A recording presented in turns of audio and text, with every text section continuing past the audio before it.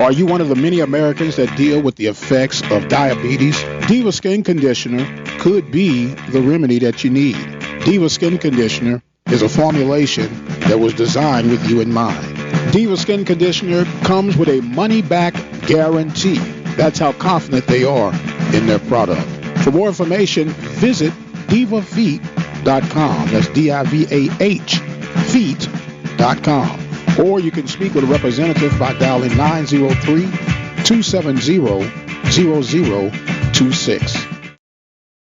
Gray averaging 26.5 for kickoff return, and Ja'Cory Merritt averaging 16.2 yards per return. Solve a lot of problems when you kick it out the end zone. They take all that out of it. So the Hornets will get it at the 25-yard line. After a turnover from his quarterback, his redshirt junior, Kadarius Davis, his sixth interception threw it right to Solomon Muhammad. Braves cash in on a Pringle touchdown, his fifth of the year, and the Braves with a 7-0 lead. 2.5 minutes in. And now here's Davis with the run, and Davis dropped. A flag is down at the 24-yard line. Let's check this marker. I think it's going to say it's offsides on us. Guess we lined up offside because we didn't move. Defense, number 31, 5-yard penalty. It's first down. Offsides against the Braves. All right, so offsides against the Braves. He said number 31. Trying to see who that is. I don't see a 31, but either way, he had to be lined up offside. That'll be the linebacker, Mackenzie Black. Yeah. And they go back to the run here. A short 1-yard pickup with the carry. Stay at second down and 4. So Ezra Gray, the senior, I think he'll probably get more carries, and statistically he's got 43 coming in, more than any other back on the roster, more than Bell or Merritt. Picks up a yard, second down and 4. And now the stretch play here. And again, wrestled down by Burke. So Ezra Gray outside of the 35 to the 36-yard line. It's a first down, Alabama State. Yeah, we let him make the cardinal rule. We let him, he's coming this way, and we let him get on our outside shoulder instead of the end. He got around the edge and got that 1 yard he needed for the first down. Davis pass high, incomplete. Boy, he just threw a huge dart intended for Moses Marshall, the tight end, the 6'2", 232-pound redshirt junior from Cleveland, Ohio. Threw a high pass, second down and 10. He's lucky we didn't come up with that one. They get the bouncing off receivers in the air like that. Defenders usually get the layout, and we just didn't quite get there. No huddle for Bama State on second down. Here's a pass incomplete. There's a flag down. Oh, my goodness. Pass intended for Jeremiah Hickson. He's going to call pass interference. If you can't do that, you can't play defense. So this will be the second penalty. Defense, number 21. It will be a spot foul and an automatic first down. Juan Taylor, the DB, called for the pass interference. Tough break there, said the Tillman. Yeah, he turned him a little bit on the play, but the pass was definitely overthrown. Hey, I watched one last night. All that right there, that's good. He didn't put his hands up on him. Got him around, batted out of there. But he beat it as it may. What's the phrase, child? In spite of, keep playing. First down. And now we have a flag. Well, not a flag, a whistle in this first quarter. The spot of the foul was the 42-yard line. It'll be first down on the 42. We already said that.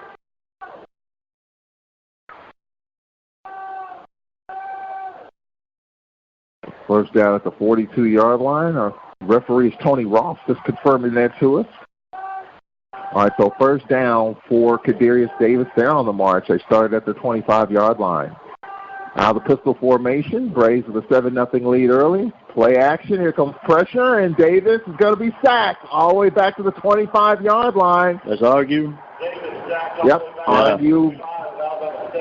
All the way back to, they mark them about progress stopped at the 31-yard line, but nonetheless, loss of 12.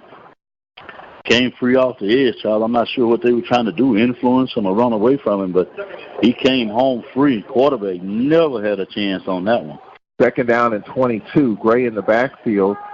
Davis on second down. Just a little pitch here is Gray to the 35. and he's double-teamed, jammed up, and dropped at the 35-yard line, a gain of 3. So third down and long coming up, 3rd and 17 coming up for Alabama State here, Manuel Barnes, with 10:38 left in the first. Good job there, Charles. Can't play any better. The outside, that corner plate set the edge, wouldn't let him get the corner. The backside pursuit came in, they cleaned him up. Got a yard and a half or 2 out of it, but it's hard to play that better than that.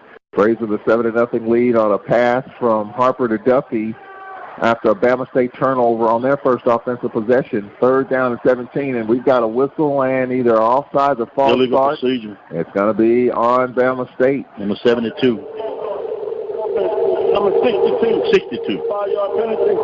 3rd down. I could see the 2. It looked like a 7 at the top, but I guess with it rolled up on him, it's a 6. But you could tell it was the left tackle. Juwan Kalane, the sophomore from Portsmouth, Virginia. So 3rd down and 22 for Bama State with 10 minutes left in the first quarter. 7-0. The Braves with the lead here in the game of the week in the conference. Quarterback Davis back to pass. Good pocket. Standing tall, patting the football. Going to take off, throws. Wide open. It's caught. 50, 45, 40. The big tight end down at the 32-yard line. The cornerback, Moses Marshall left wide open. Cornerback came up because he thought he was going to run. You got to stay back. He needed 20-some yards. There was no need to come up on that. On a 3rd down and 22, Cedric Tillman, second catch by the big tight end, Moses Marshall. Yeah, he had a lot of time to sit back there. He evaded one of his defenders to get that ball off.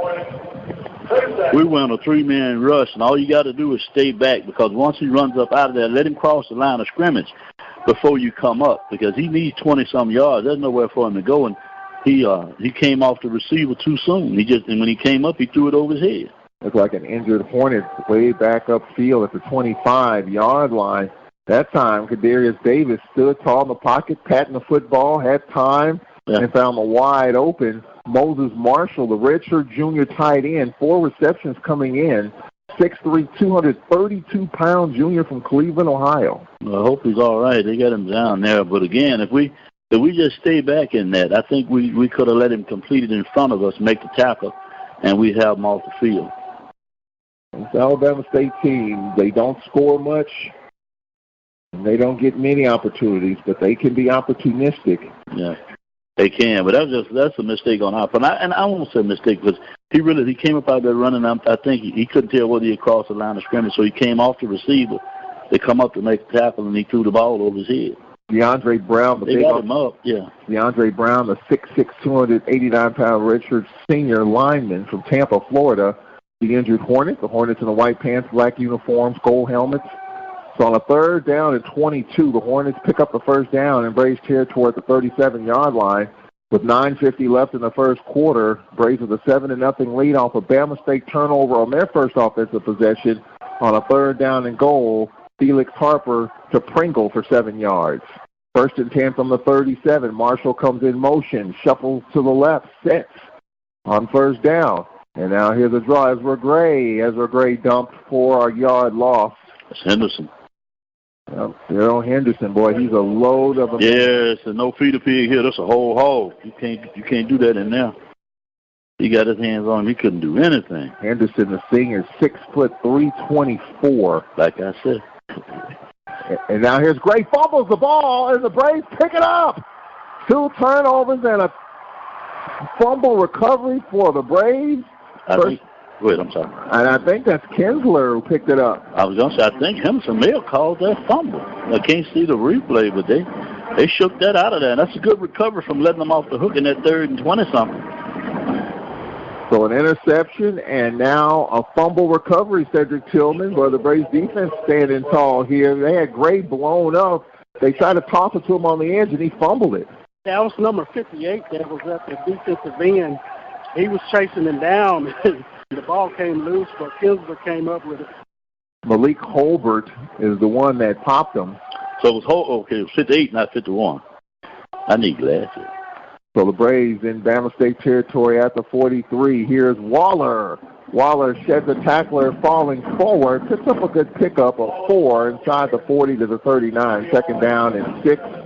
So this game has featured 2 turnovers by Bama State. The Braves have cashed in on 1. Can they cash in on this one? Here's Sean Waller with his first Carey is injured the last few games. 46 carries coming in, a couple of touchdowns. Yeah, hopefully we can get him going. If we do, that two-headed running attack going and then throwing the ball, we'll be in pretty good shape. So you had Duffy, you got Waller with his first carry, 2nd down and 6 for the Braves, up 7-0. Here's Harper pass, and it's caught. Waller ridden out of bounds, short of the 35-yard line. They mark him at the 36. So it's 3rd and 3 coming up for the Braves here with 8:20 left in this first quarter. Akeem McNair coming out of the lineup here on 3rd down and short. This might be a tight end here. Tight end situation for the Braves on 3rd down and short is Contest Everett, the 6'3" tight end, in the lineup for the Braves. Play clock at 18. We have 8 minutes left in this first quarter. 7-0. The Braves with the lead. Can they convert here on 3rd down in a long 3? If they stay in this defense right here, we come down left side. Waller going to run in the end zone. And here's Waller stumbling forward. Good block on the left side of the line and picks up the 1st down inside the 30 to the 29. If he hadn't stumbled, he'd have run in the end zone. You can see it. I'm not sure what, even from up here, I'm not sure what defense Alabama State was in right then, because you say if we hand it off and we come left, he can run home. Great blocking by Deontay Bubba Brooks on that left side of the line, opening up that hole. So 1st down. So Waller getting lathered up here. 1st down for the Braves. Play action for Harper. Looks, dances to the outside. And there's a flag thrown by the referee. It's going to be holding. Trying a pass interference as well. Yeah. So this might be offsetting. Got to be, because I don't know what they were doing downfield. They tackled the receiver, but this other one must be holding on us. You would think, gone by the referee. We might have a redo here. Pass interference on the defense, holding on the offense. I would think so, because two of them threw the flag in the backfield, in the secondary, I should say, and the referee threw the one that's in the backfield. All right, so as they sort this out. They're over there meeting now. The Braves 2-0 in the conference. Bama State 1-0, and this is their last home game until November 28th when they take on Prairie View. They've got a short trip to Birmingham and the Magic City, but other than that, they've got some road games coming up after this one. They've been home 5 weeks, and now they're going to be on the road for 7 weeks. All right, so let's check this here. Let's check in with Tony Ross. Holding, offense number 62. Pass interference, defense number 10. Those fouls were offset. We'll replay it down. All right, so Kevin Hall on the hold. And then the DB, Keenan Isaac, with the interference. So we'll do it again. 7:17 left in this first quarter. Alcorn with a 7-0 lead. The Braves on the march here at the 30-yard line of Bama State. He throw this one at the goalpost. It might be 6. Here is Nico Duffy. Spun around, and Duffy dropped 4-yard gain, 1.5 yards. 2nd down on the long 8 with 7 to play here in this first quarter. UAPB over Lane College in the fourth quarter, 45-38. Alabama A&M in overtime over Texas Southern, 35-28. The Bulldogs have won 2 in a row. And Valley over Lynchburg, Virginia Lynchburg, 31-23. Southern off. Prairie off. On 2nd down, Harper back to pass, steps up, Harper chase, Harper sacked all the way outside the 35 to the 36-yard line. Tracking him down is Nicholas Terry, the linebacker. Second time we didn't pick up that blitz, and they picked him up. They got him from the backside. All right, Cedric Tillman, as we check in with you, the Braves are faced with a 3rd down and 18 coming up. Yeah, that time they came up on the blitz, and the defense checked out of it because the offense also changed the play that time. But, yeah, definitely didn't pick up the blitz from the backside on that one, so 6 the Braves do hit. What do you think here, Cedric, here on the 3rd down and 18? Well, the safeties are playing back now. The last 2 plays they were playing up, so definitely maybe a screen or something. You can get behind them. Here's Harper, throws over the middle, and it's caught. 1st down to the 20-yard line. Right at the marker, Juan Anthony Jr. with the catch. Right at the 6, very close to the 1st down. I think he might have it. He did. They signaled him, bring him up. Like I said, throw it down the middle. So on a 3rd down and 17, boy, Felix Harper, the pocket presence, hitting his receivers. And now Duffy to the left of his quarterback is Duffy on the stretch play to the 20. Duffy tripped up after a 2-yard pickup to the 18, 2nd and 8. with 5.5 minutes left here in this SWAC game of the week. From here, that looks like he could have gotten a little more out of it. He's trying to hit those home runs. I think that time, if he just stepped on the gas, he might get 6 or 7 out of that. Braves 4 receivers, 2 each way. Juan Anthony slide off to the left. Chris Blair wide right. They scan.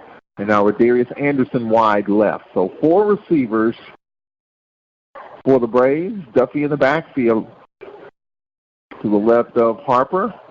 Play clock at 10, 2nd down and 8. Braves with a 7-0 lead. Harper, 3-step drop throws, low, incomplete on the check down. And it'll bring up 3rd down and 8. Anthony, the intended target. So 3rd down and long coming up here, Emmanuel Barnes, with 4:55 left in the first. Braves with a 7-0 lead. Had the clock moving right along, and Anthony was open. I think Felix was just a little wide trying to throw it around. But Alabama State's pretty stout up in that middle on that defense, Charles. That's a lot of beef up in there. Would like to cash in on the second Bama State turnover. The Braves come up with trips to the left. Juan Anthony, Rodarius Anderson, and Akeem McNair to the left. They playing, oh, no, they don't have anybody back. We get behind them, we can throw the ball over them. Harper, play action, looking left all the way. Harper to take off to the 20, to the 10, to the 5, touchdown. Oh, yeah. Felix Harper from 20 yards out. It was wide open, and Harper took advantage of it. Party like the Red Sea with the trips to the right. They were all looking that way, and he looked that way to look them off. When he looked back, nobody was home, but everybody says Felix won't run. I guess that's not true, huh? No. He won't run all the time. Well, Cedric Tillman, we all could have ran through that hole. It was so big. Oh, Lord. Alabama State was confused on defense because, like you said, the trip side, they didn't know who was going to cover who. Yeah. Because you had some guys trying to blitz, and I think they got confused, so no one was really on the backside. It was wide open. Good job, Felix Harper, as the Braves with a 14-0 lead. So Harper, a 20-yard touchdown run. Harper getting it to Pringle for 7 yards. So a running touchdown and a passing touchdown. And the Braves, with 4:47 left in the first, have a 2-score lead here in the SWAC game of the week, 14-0. The Braves over Bama State. We'll be back in 1 minute here on the Alcorn Football Radio Network. Braves, work, sports, bikinis. 18-year-old guys have a lot on their minds. Accidentally breaking the law probably isn't one of them. Yet that's exactly what young men will be doing if they fail to register with Selective Service. So if you know a guy turning 18, do him a favor. Remind him. Fortunately, it'll only take him a few minutes because that's all it takes to register at sss.gov. Then he can get back to his distractions. Homework. sss.gov. Register. It's the law.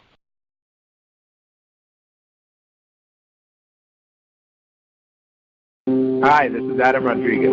Did you know that today 1 out of every 4 American kids is Hispanic?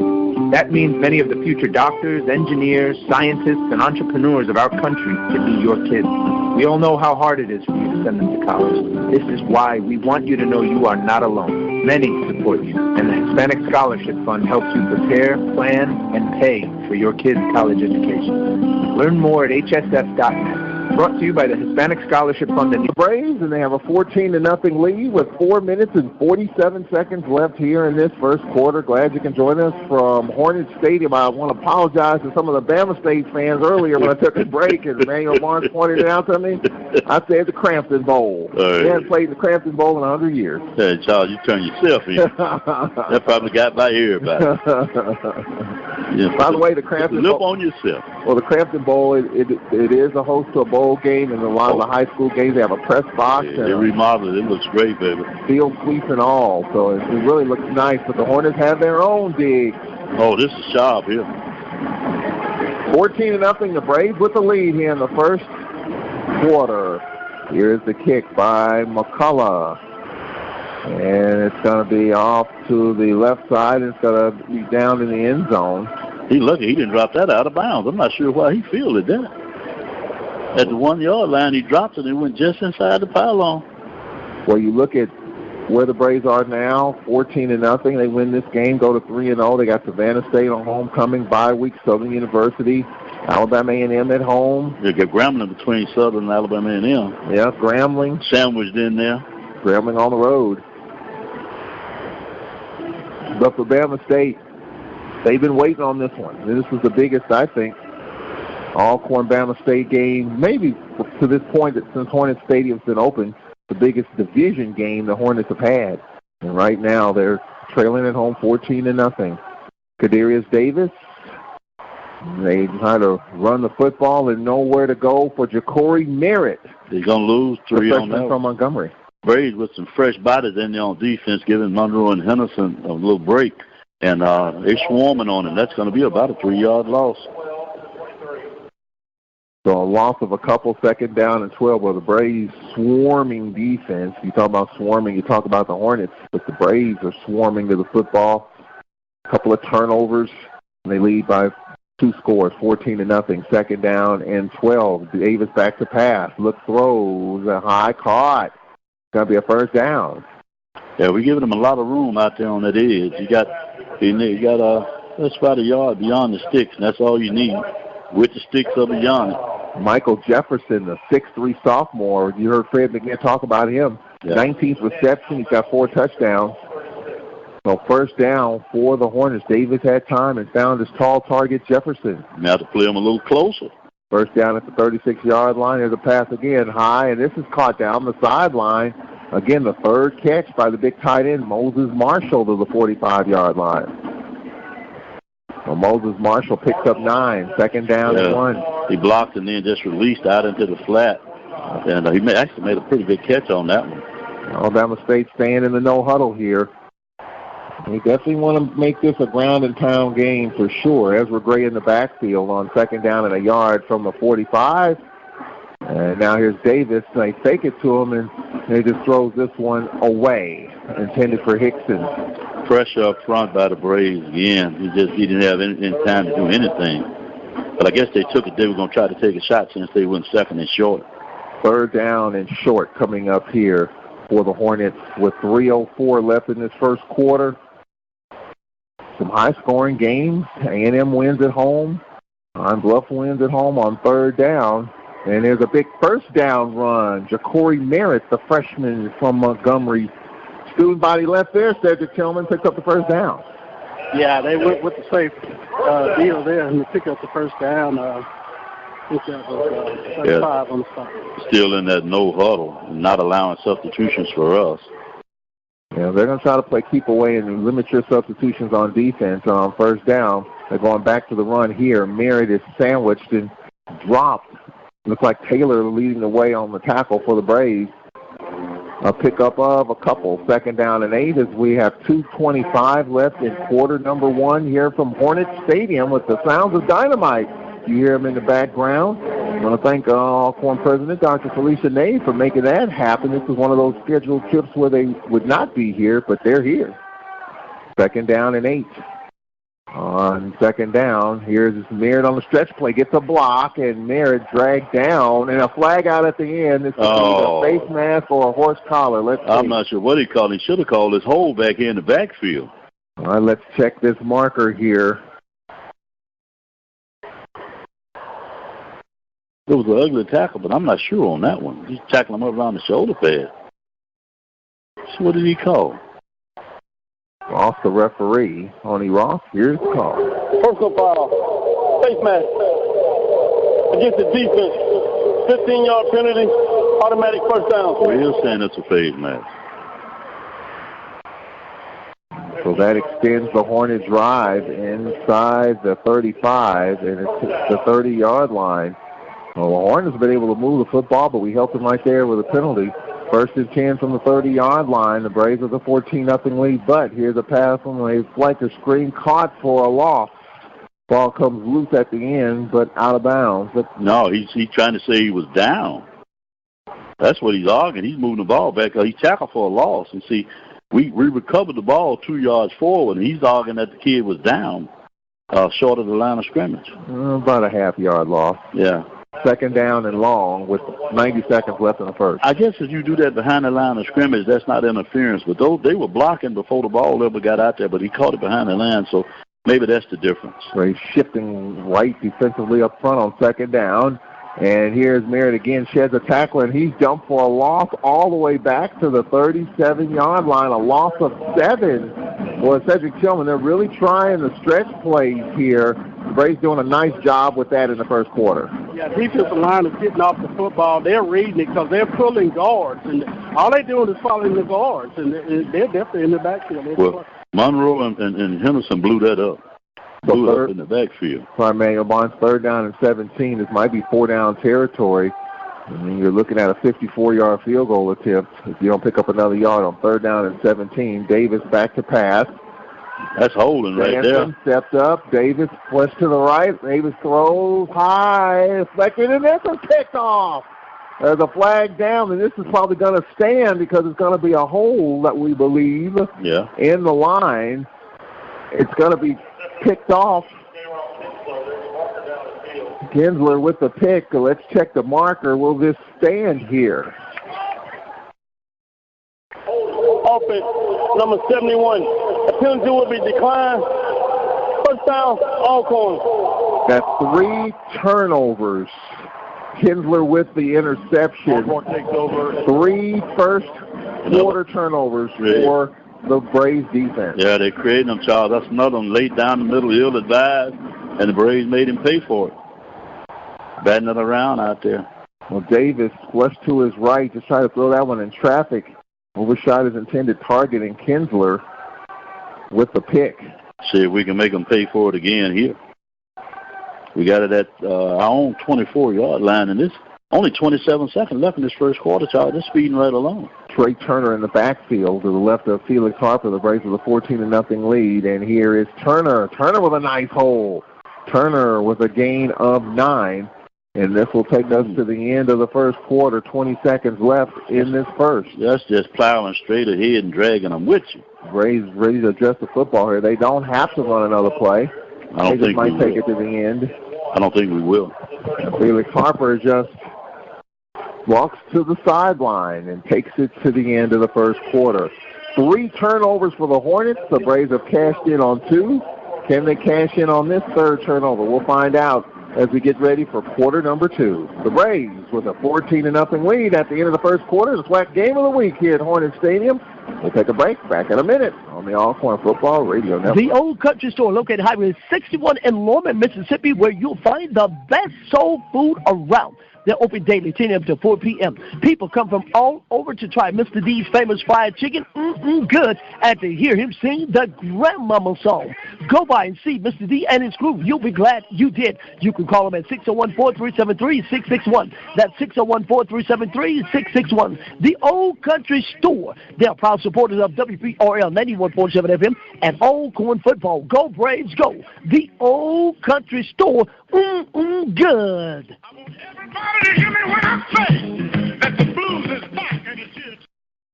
But did you know when you donate stuff to Goodwill, you help provide job training for people right here in your community? Goodwill.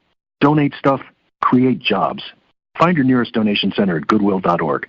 A message from Goodwill and the Ad Council. And WPRL 91.7 FM.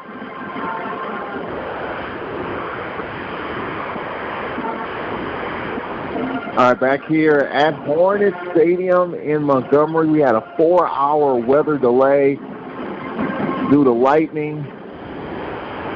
The Braves in this game with a 14-0 lead on Alabama State here in this first quarter. Second quarter coming up.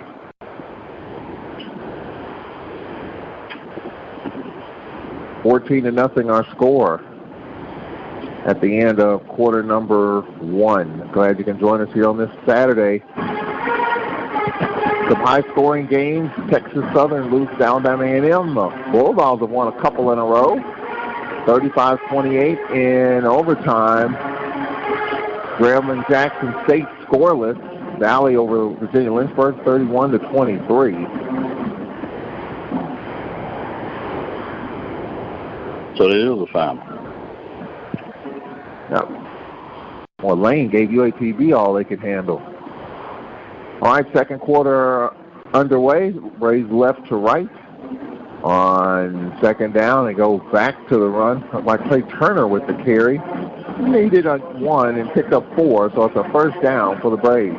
So underway in quarter number 2. They were blitzing again off this edge, but we went away from him, and he was chasing it from behind. By the time he got there, we had what we needed. And that was the first down. He did a good job just go where they blocked. Run it on up in there. Cedric Tillman, a nice job by the Braves running game in the first quarter.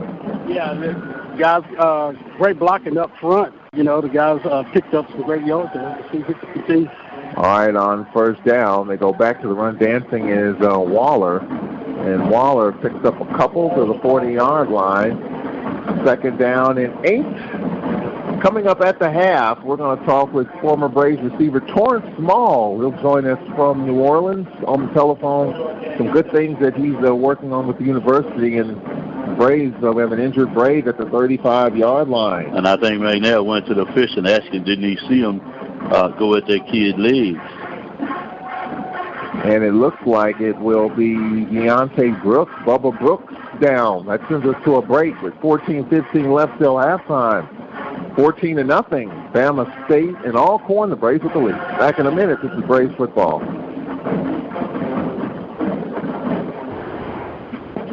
Braves, work, sports, bikinis. 18-year-old guys have a lot on their minds. Accidentally breaking the law probably isn't one of them. Yet that's exactly what young men will be doing if they fail to register with Selective Service. So if you know a guy turning 18, do him a favor. Remind him. Fortunately, it'll only take him a few minutes because that's all it takes to register at sss.gov. Then he can get back to his distractions. Homework. sss.gov. Register. It's the law. Hi, this is Adam Rodriguez. Did you know that today 1 out of every 4 American kids is Hispanic? That means many of the future doctors, engineers, scientists, and entrepreneurs of our country can be your kids.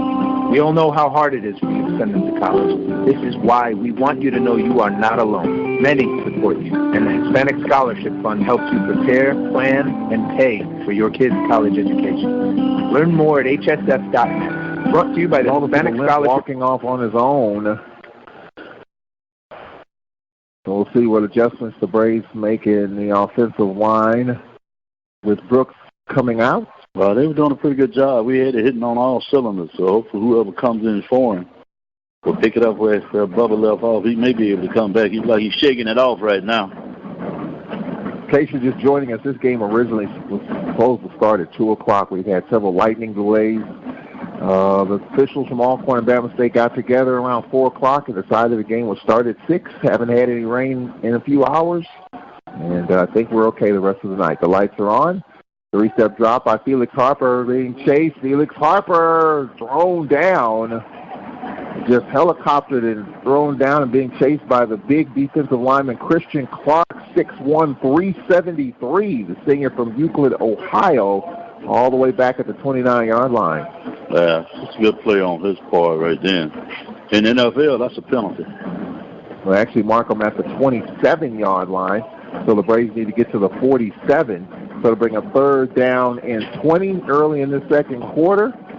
Well, the Braves outgained Alabama State through the first quarter, 86-48. Here's a big play right here, Cedric Tillman. Quickly checking in with you, 3rd down and 20. Yeah, big down, trying to see what the safety's doing. Now they drop him back. So Harper back to pass. So here's a draw to the 35-yard line to the 40, and a good play by Waller, getting a lot of the yards back to the 44. 4th down and 3 coming up for the Braves. Great job by Waller getting out of the hole. Yeah, one more shoestring, he picks up that 1st down. So we're going to punt this away, though.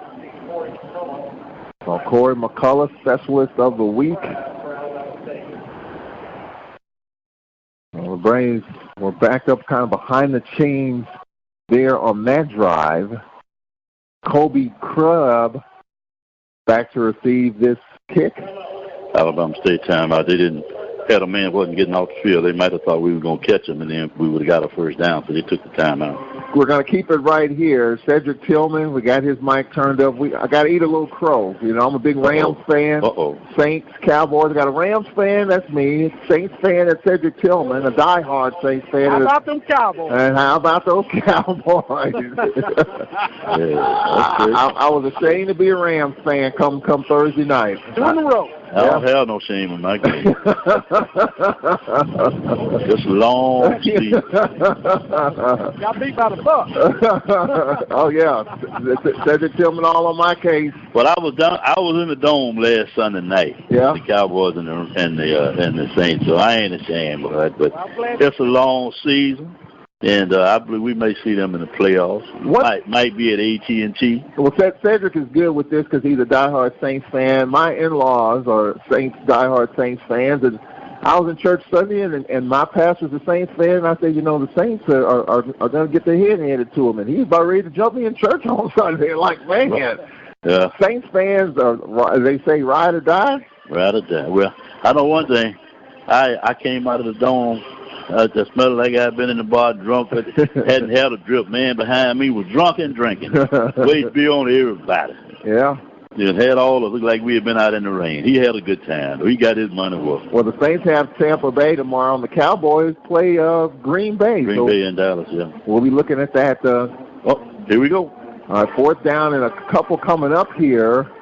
We'll cover the snap and the kick. High kick. Oh, that's a good one. Fair catch call for they get away from it. It's going to be down around the 1 yard line. Yes, sir. That's a good one. Good job by McCullough with 12:26 left till halftime. And they're going to adjust it up to the 2, which is probably right. We batted it backwards. 12:26 left till halftime. Don't forget, 2 o'clock, Savannah State comes to town. Homecoming. Yeah, it's homecoming. Yes, indeed. You know, my good friend Dean Bowles, my mentor, friend, boss, whatever you want to call him. He came up with that phrase. Man, it's homecoming. Well, it's always going to be a great time. Oh, yeah. We'll be out there early with the tailgate, starting with breakfast. All right, first down at the 2 yard line. Yeah, we can pin them back here, Charles. We don't want to let them go 98 yards. 14-0. The Braves cashed in on the turnovers. 2 of the 3 Hornet turnovers in the first half. The Braves cashed in on 2 of them. All right, so Davis 3 yards deep in his end zone. First down and 10. 14-0. The Braves with the lead. Davis, and they're going to run the football here, and it looks like down. You got to mark it down out on the line of scrimmage thrown by the line judge, not the head linesman, the line judge. It was a false start or offsides on the defense. One or the other, because the line judge threw it. So, nope, there's nothing else he can really call. Offside. Defense, number 38. 5-yard penalty. He caught, I guess, argued was lined up in the neutral zone. All right, so first down and 5. That'll mark it to the 7 yard line. Should be an exciting time next week because it's homecoming. Yeah. First and 5 at the 7 yard line with 12:10 left till halftime. The Braves with a 14-0 lead on Alabama State. On first down, here's a patch and pass across the field, caught at the 15, make it the 16 yard line. The catch by Jayhad Booker, his first catch of the game, the redshirt sophomore's third catch of the season from right here in Montgomery. That 5-yard penalty let them get their courage up. They gave them a little room, and they threw the ball out. So I want to be careful here. We had them backed up, so we don't want to let them off the hook.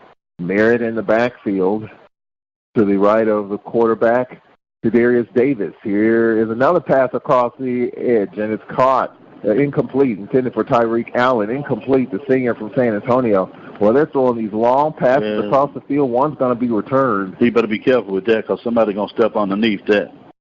No Ezra Gray in the backfield. You've got Merritt. We've seen Gray, and they've got another back, Duran Bell, the redshirt sophomore.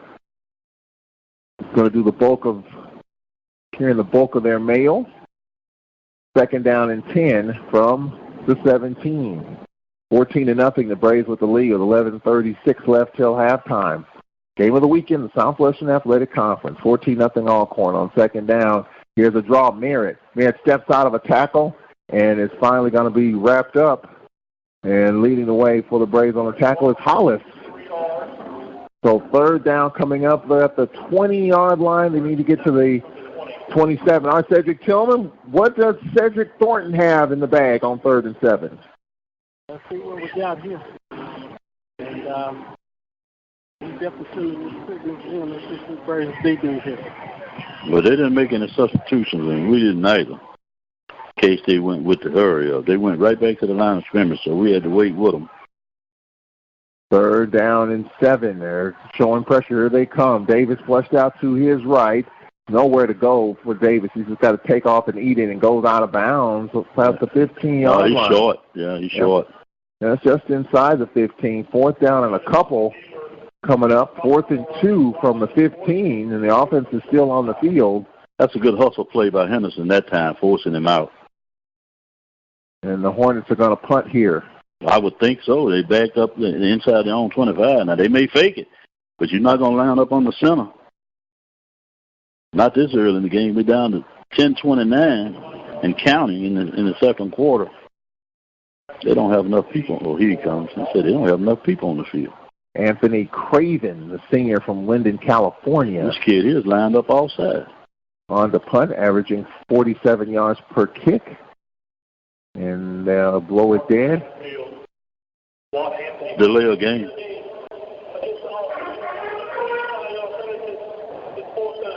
So 4th down and 7. 10-11 left till halftime here at Hornet Stadium. The Braves in this game are up 14-0. 3 turnovers for Alabama State. The Braves have cashed in on 2 of the 3. And here is the kick, a low kick. And they just get away from it. And up it's going to be caught, and a couple of missed tackles, and Anthony finally dropped around the 45-yard line. Back at the 47. We'll take a break here with 10 minutes left till halftime. 14-0. Braves. Back in a minute. This is Alcorn Braves football. One day, I'll teach chemistry to kids. I'm going to be an architect. My dream is to be a chef. At the U.S. Department of Education's Office of Federal Student Aid, we provide more than $150 billion each year in grants, loans, and work-study funds, making higher education possible for anyone at any stage of life. I can go back to college. I can change careers. I can make a difference. Federal Student Aid, proud sponsor of the American Mind. Learn more about money for college at studentaid.gov. It's important to plan ahead for emergencies, like the storm. When it kicked in, we were separated. We were all scrambling and had no idea how to find each other. The whole experience was the most frightening 10 hours of my life. If there's one piece of advice I offer other moms out there, it's to stay calm. Don't ignore this message. Some parents plan ahead. Some don't. Make sure you know where to find your family in an emergency. With a 3-yard run, 2nd down and 7 for the Braves. Harper back to pass, steps up. Felix is going to take off, and he's got the 1st down and slides at the 45-yard line. Needed 7, got 10. A 1st down for the Braves. So 1st down for Alcorn. Everybody vacated, and a nice job by Felix Harper turning it up the field. And a 1st down for Alcorn, and now they are going no huddle left to right here with 9 minutes left in the first half, 14-0. The Braves with the lead. Second run that Harper's taking advantage of them vacating. On the read, see again, Duffy dragged down for a 2-yard pickup. Cedric Tillman, this game right now kind of reminds me of last year's game. We jumped out early, we're up a couple of scores, and then Bama State was able to grind back in it. So, against this team, you got to take advantage of opportunities, even though they have 3 turnovers. We've cashed in on 2 of the 3. Got to keep the offense moving. Yeah, we definitely want to score here, and don't want to say Alabama State is laying down right now, but I would like to see us get more points on the board right here. Low snap, but Harper's got it. Here's a check down, and this is a catch. Juan Anthony hit immediately. Progress to the 44-yard line, where it'll bring up 3rd down and long. They mark it at the 44. They need to get to the 37. 3rd and 7 with 8 minutes left here in this first half. We have Tim McNair Jr. wide right. Akeem McNair in the slot off to the right. On Anthony Jr.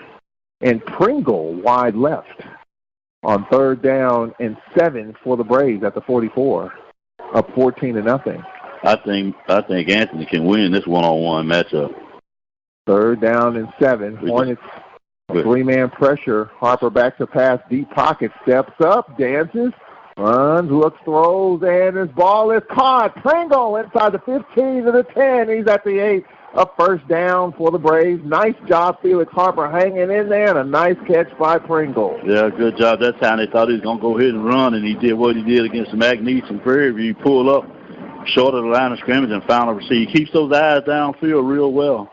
Oh, they got 12 or 14 people on the field. Here's Duffy slips and. Oh, they're going to say they called timeout again. Yep. So they had to have 14 people out there. One of them was in our backfield.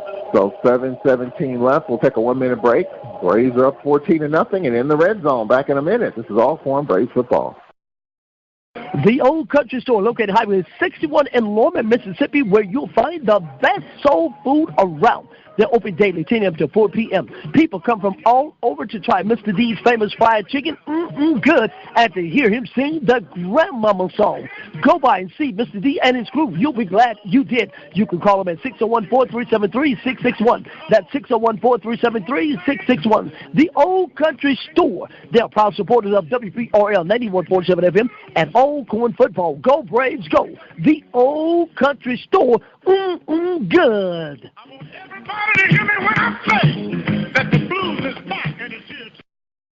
Did you know when you donate stuff to Goodwill, you help provide job training for people right here in your community? Goodwill. Donate stuff, create jobs. Find your nearest donation center at goodwill.org. A message from Goodwill and the Ad Council. At WPRL 91.7 FM.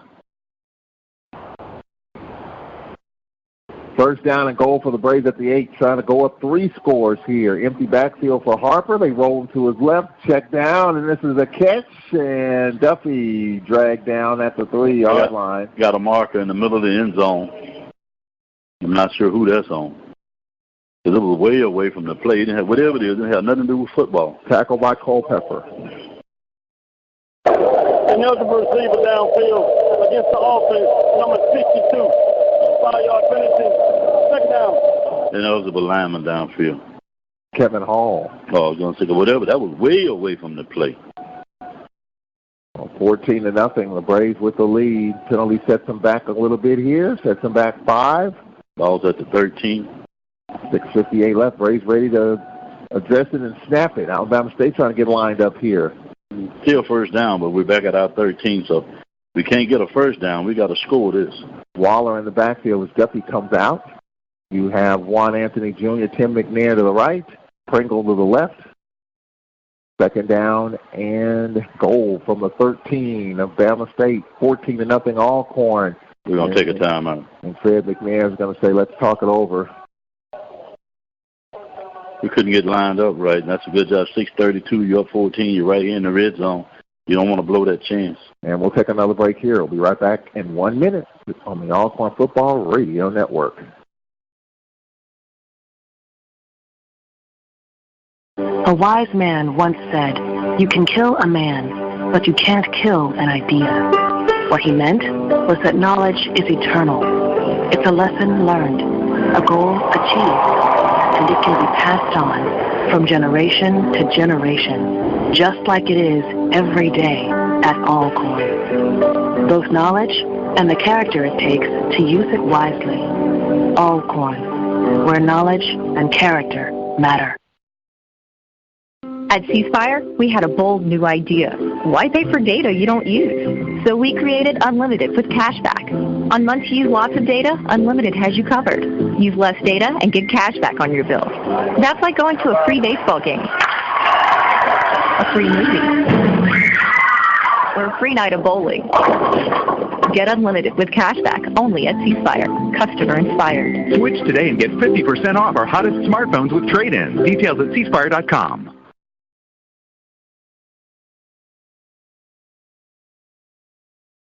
All right, Charles Edmond and Emmanuel Barnes. We're going to be talking with Torrance Small, former Braves receiver, coming up at halftime. He was a good one. Yeah, he's a good one. He was a good one. He's we'll just talk about what he sees from the program, and got some pretty interesting thoughts talking about comparison from one athlete to the next. We'll talk all about that at halftime. All right, first and goal from the 13. Braves just took a timeout. up 14-0. Don't want to squander this opportunity here. Pringle in motion, and now here's Waller on the stretch play, and Waller bumped off the spot, and progress stopped around, where they mark it at the 18. Yeah, that wasn't there. They did a good job, Charles. They just set the edge on us, and he couldn't get out, couldn't get around it. So they mark it at the 18-yard line. This may give us a little more room to throw the ball. 2nd and goal from there. But it's pretty crowded down in there, so you want to be careful. So we got a 5-yard penalty and a 5-yard loss. 2nd down and goal from the 18. It's a big play here in this first half. 6 minutes left in it, 14-0. The Braves with the lead. You only get some of these yards back. 2nd down and goal. Play action for Harper. Looks throws wide open. And wow. It's a touchdown. Oh, my goodness. How did they blow that? Good. Nigel Wood, the tight end, was wide open. Oh, that's why. That's why. Yeah. I'm sorry. I didn't mean to do that. So they didn't expect the tight end to go out. Well, Nigel Wood on 2nd and goal from the 18, Cedric Tillman. I mean, you couldn't get any more wide open than that, and the Braves had it going up 20-0 with the PAT coming up. Yeah. So Cedric 20-0, and a nice job, Harper, to Nigel Wood. Yeah, Nigel Wood just came out in the flat and then did a out and up, and he was wide open. The receivers on that side just went across the field, and nobody saw him. Yeah, I apologize to you, Charles, but he was so wide open, I was stunned. But now we know why. The tight end, they didn't think we were going to throw it to him. He's standing there blocking, and Cedric said he just released and run up the field. Nobody went with him. Braves with a 21-0 lead. Go ahead, Cedric. No, go ahead. I was just seeing my mic was still open. Oh, yeah, it is. I was going to ask you, I mean, this Braves team's been able to move the football well. I mean, Felix Harper's in a nice rhythm right now. Yes, he is. And that's, Alabama State they played up on that run play, and the safeties backed off on this one, but they were still man-to-man, but nobody stayed with the tight end on that one. But, yeah, Felix is definitely stepping in that pocket, man. But, like we talked before the game, we never thought Felix would take off and run the football, but I think he's just taking whatever they're giving him right now. And he's got a nice pocket presence, Cedric. He hangs in there. Yeah, I think he noticed his pressure is where it's coming from, and he's just stepping up, and, he's looking to throw that ball first. But, I just love it when he did pull it down and run with it. Well, he caught that one in self-defense because he was so wide open. If he doesn't catch that one, he might keep running up the tone. Well, the Braves in this SWAC game of the week, so far it's not a game. 3 Hornet turnovers. Braves have cashed in on 2.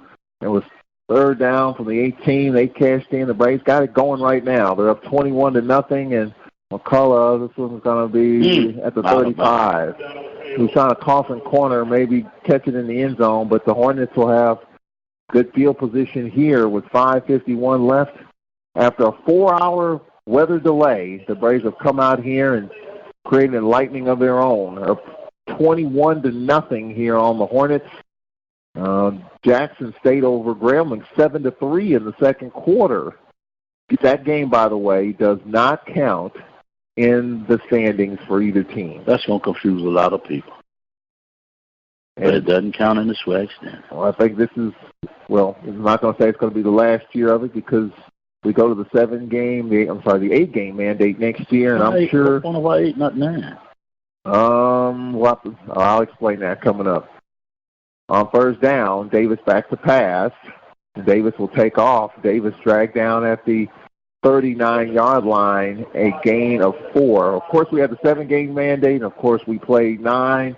They came up with a compromise of 8. It's going to be interesting who doesn't count. Well, there will be some permanent. Every team has a permanent opponent. Yeah. Some teams will rotate off starting next year. And, of course, we didn't play Texas Southern this year or UAPB. That'll probably change next year. 2nd down and 6. Davis, empty backfield. They got to throw it here, pass. Incomplete. Another high, hot pass that could have been picked off. Tyreek Allen, the senior, the intended target. Yeah, he's good. That one wasn't hard because it bounced further than we were. We were in good position, but he threw it so hard that it bounced way beyond everybody. 3rd down and 8 coming up. In this SWAC game of the week, the Hornet team's been home for a while, off last week. 23-20. They beat Grambling. Well, I hope we can get off the field right here, Charles, and put another nail in this thing. So 3rd down and 6. Braves with a 21-0 lead. Davis back to pass. Steps up. Davis, flag is down. Holding. This is going to come back, and he has the 1st down by a yard. But this is coming back. Yeah. Everybody vacated and some holds around them, and it's like it's coming back. Holding. Offense. Number 71. 10-yard penalty. 3rd down. He's going for the trifecta. Leeward Brown call for the infraction. So 3rd down from the 29. 3rd down and 16 coming up. 5:02 and counting left in this first half. So 3rd down and 16. The Hornets, you can just tell the pace. It's a big play in this game, Charles. We can get them off the field right here. We can feel pretty good about this half. This is not Hornet football. Behind the chains, 3rd and 16. Gray to the right of quarterback Davis. He's back to pass. Looks, throws down the field, and this ball is incomplete. 4th down. So to bring up 4th down. Allen, the intended target.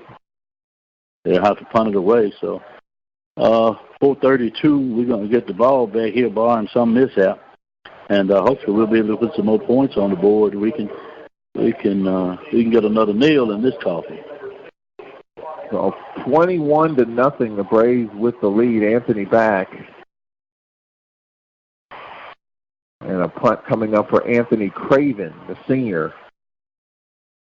Craven standing at his 15-yard line. Don't do anything except make sure he kicks it. There you go. And it's going to be returned from the 18-yard line all the way up to the 25 with 4:22 left in the first half. Felix Harper coming in the McNeese game, almost pulling that game out. Wins over Prairie View and Mississippi Valley. And after 3 turnovers by the Hornets, the Braves offense cashing in on 2 of those 3, moving the football. And they have a 21-0 lead and in control of this game here. Would like to see some late points here with 4:22 left till halftime. In a game that was delayed 4 hours due to lightning. 1st down from the 26-yard line. They're on 26. 21-0, the Braves with the lead. Harper. And here is Nico Duffy squeezing through for a good pickup of 6. That's a good start to the drive right there, Charles. 6 positive yards. 2nd down and 4. Anytime you can run the ball and pick up 6, you're doing well. Well, the Braves in a 4-minute offense here. 2nd down and 4. Short of the 35-yard line on 2nd down. Here's a wide-open Duffy down the field, and Duffy is going to be chased at the 20, at the 10, and he's going to score a touchdown, no flag. Goodness. 66 yards. Nico Duffy makes it a 27-0 lead for the Braves. They had everybody up, and once he popped through there was nobody at the house. Cedric Tillman, it starts with blocking at the point of attack, and Duffy was right there. He almost ran the previous play. He had a safety that stopped him. On that play, he just that safety, and he went to the house, so. Braves a PAT away from a 28-0 lead here in Montgomery in the SWAC game of the week. Snack bat ball down, kick is up, and it's good. And the Braves with a 28-0 lead here on the road, a game that was delayed 4 hours. And the Braves taking it to Bama State here in the first half.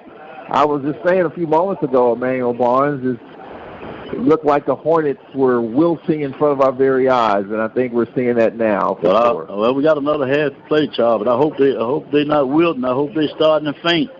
But that was a great drive that time. But Sid is right on that previous play. You know, they had all 11 people within, looked like 10 yards of the line, 7 to 10 yards of the line of scrimmage. So when he popped through, that was nobody there. 28-0. The Braves have it going. The defense flying to the football. Offensively, taking advantage of 2 of the 3 Alabama State turnovers in this first half. We won the toss and intercepted the ball, right? So Alabama State gets it to start the second half. And really being productive here in this first half. We're averaging 3, close to 4 yards a carry, but the running game has been outstanding in this first half. Yeah, that was one of my keys to the game. I wanted to see the running game, and that was a great run by Duffy. You know, we had some great runs for us, 5, 6, and, even 9 yards, So I'd like to see that going forward, guys. Cedric, I think Elliott Ratton's calling a fine game. Some people were wondering about the transition from Ryan Sanchek to Elliott Ratton. And I tell you what, it's been a pretty good transition. Of course, when you take over a new position, there's bumps and bruises along the way. But Ratton told me this summer, we're going to run that football. And the Braves are doing it pretty well in this first half. Yeah, it's definitely working, and he's calling a good game, but let's also give credit to the offensive line. They're giving us a nice little crease in the hole for Duffy on that one, Charles. Well, you know how I feel about that running. It solves a lot of problems. When you throw it, I mean, the 3 things can happen, 2 of them bad. But we've done well so far throwing the ball, but I'm partial to that running game. It solves a lot of problems. Shortens the game. It keeps your defense off the field. 28-0, the Braves with the lead. Here is the kick, and it's going to be returned from the 5-yard line to the 15, to the 20, 25, 32-yard line, and a return by Merritt. Merritt averaging 16 yards per kickoff return. The Hornets in the black, and this offense is really not designed to be quick strike. Again, the Braves jumping out on top, 4-score lead. I mean, the Hornets offense has to pick up the pace, and we'll see if the Braves defense can adjust to it. Well, I hope you're right, Charles, that they're not built to do this, and that hopefully we keep pressure on them defensively.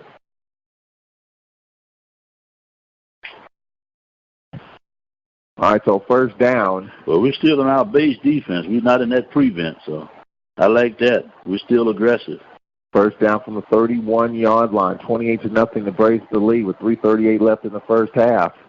Davis back to pass, looks, pump fakes, and Davis is going to be sacked all the way back. They're going to mark him down at the 23-yard line, and the sack by the Braves, Jacorian Wren, the junior.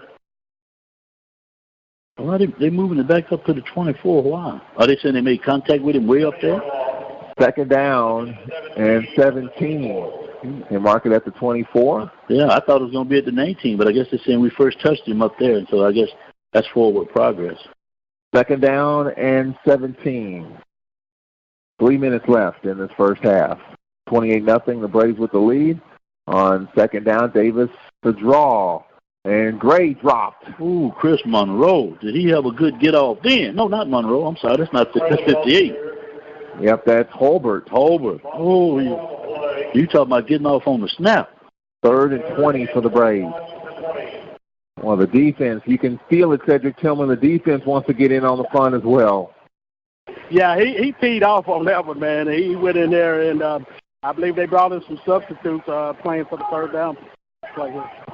28-0, the Braves with the lead. The Hornets are faced with a 3rd and 21 from their 20-yard line with 2:17 left. Davis out of the shotgun. Braves showing pressure. They're coming up front. Davis stands tall in the pockets and along this one long and deep, and this ball picked off. The 4th turnover. Late down the middle. Alabama State, and that's Morrison. Looked like more like Morrison redeeming himself. Looked more like a punt than anything. And Morrison staying at home. He's got a cast or a brace on his wrist, Cedric Tillman, and I saw him in the hotel. And Morrison coming up with a big pick, staying at home deep. Yeah, he was just playing center field on that one. They just threw that up for grabs. Perfect description. Said he played center field waiting on the fly ball. Yeah.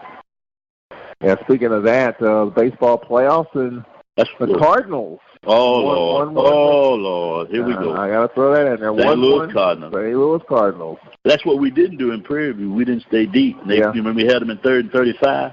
But that time we stayed deep, deeper than the deepest man, wider than the widest man. He said, perfect description. Played center field and picked it. 4 turnovers by Bama State. The Braves have cashed in on 2 of the 3, and now the Braves are trying to look to go deep, and this ball's incomplete intended. He was holding him all the way. Well, finally somebody threw the flag. He was so holding him. Yeah, with Darius Anderson, flag upfield. He had his hand in his collar. Anderson beat him off the thing on the 1-on-1.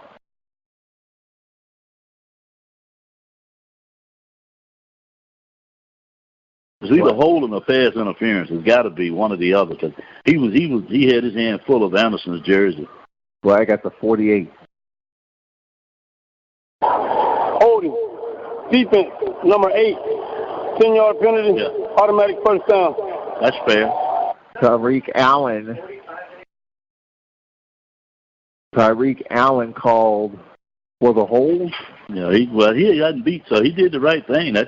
That keeps us out the end zone because he was definitely beat. I was just surprised that I guess he couldn't. Just couldn't see it, so they finally called it from behind. On first down at the 45. Play action for Harper. Looks, throws, and this ball's knocked away. Intended for Juan Anthony. Culpepper knocked it away. I wish Harper had looked left because Chris Blair was wide open, speaking down this right side. Second down and 10 with 1:51 left till halftime. 28-0. The Braves with the lead on second down. Braves run the football here. Trey Turner to midfield. So 3rd and 5 coming up here. All right, Cedric Tillman, you got $1.39 and counting left. 3rd and 5. Got a bunch of options available here. What's that, Charles?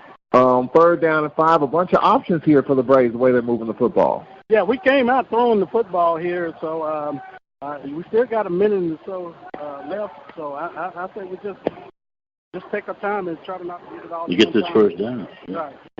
All right, 3rd down and 5 coming up here from midfield. Middle of the field is wide open. On 3rd down, Harper looks so small, batted in the air, incomplete, batted at the line. Going to bring up 4th down and 5. It looks like the DB Joshua Hill got a hand up. And with 1:05 left in the first half, after the 4th turnover, Braves couldn't cash in on that one. No, we're going to punt it away, though. This is the right thing to do, too. I know we're at midfield and driving and whatnot, but this is a smart play here. Kobe Crabb, the freshman from Alexander City. Unless we let Cobra throw it. On to receive this punt from McCullough, who's standing at his 35. The snap and the kick. High kick, a mile high. Crabb, fair catch call for it, and he's got it at the 13-yard line with 58 seconds left here in this first half. 28-0, 4 turnovers for Bama State. The Braves cashed in on the first 2 turnovers. Didn't cash in on the last 2 turnovers, but the Braves running game effective. Felix Harper moving around in the pocket. The offensive line's doing a nice job. The defense is doing a terrific job. And this Bama State team's been at home 5 weeks. Beat Grambling 2 weeks ago, off last week. And if the Braves leave out of here with a win, especially as convincing as it is right now, the Hornets might be in trouble because their next home game is not until the end of November. Yeah, but we need to keep our foot on the gas right here. First down and 10 for the Hornets. They may just be content to get into the locker room. There's a flag down the middle of the line, and there's Gray plowing his way for 8 yards, but let's check the marker here. It'll be holding based by the umpire and the referee when they throw it at your helmet.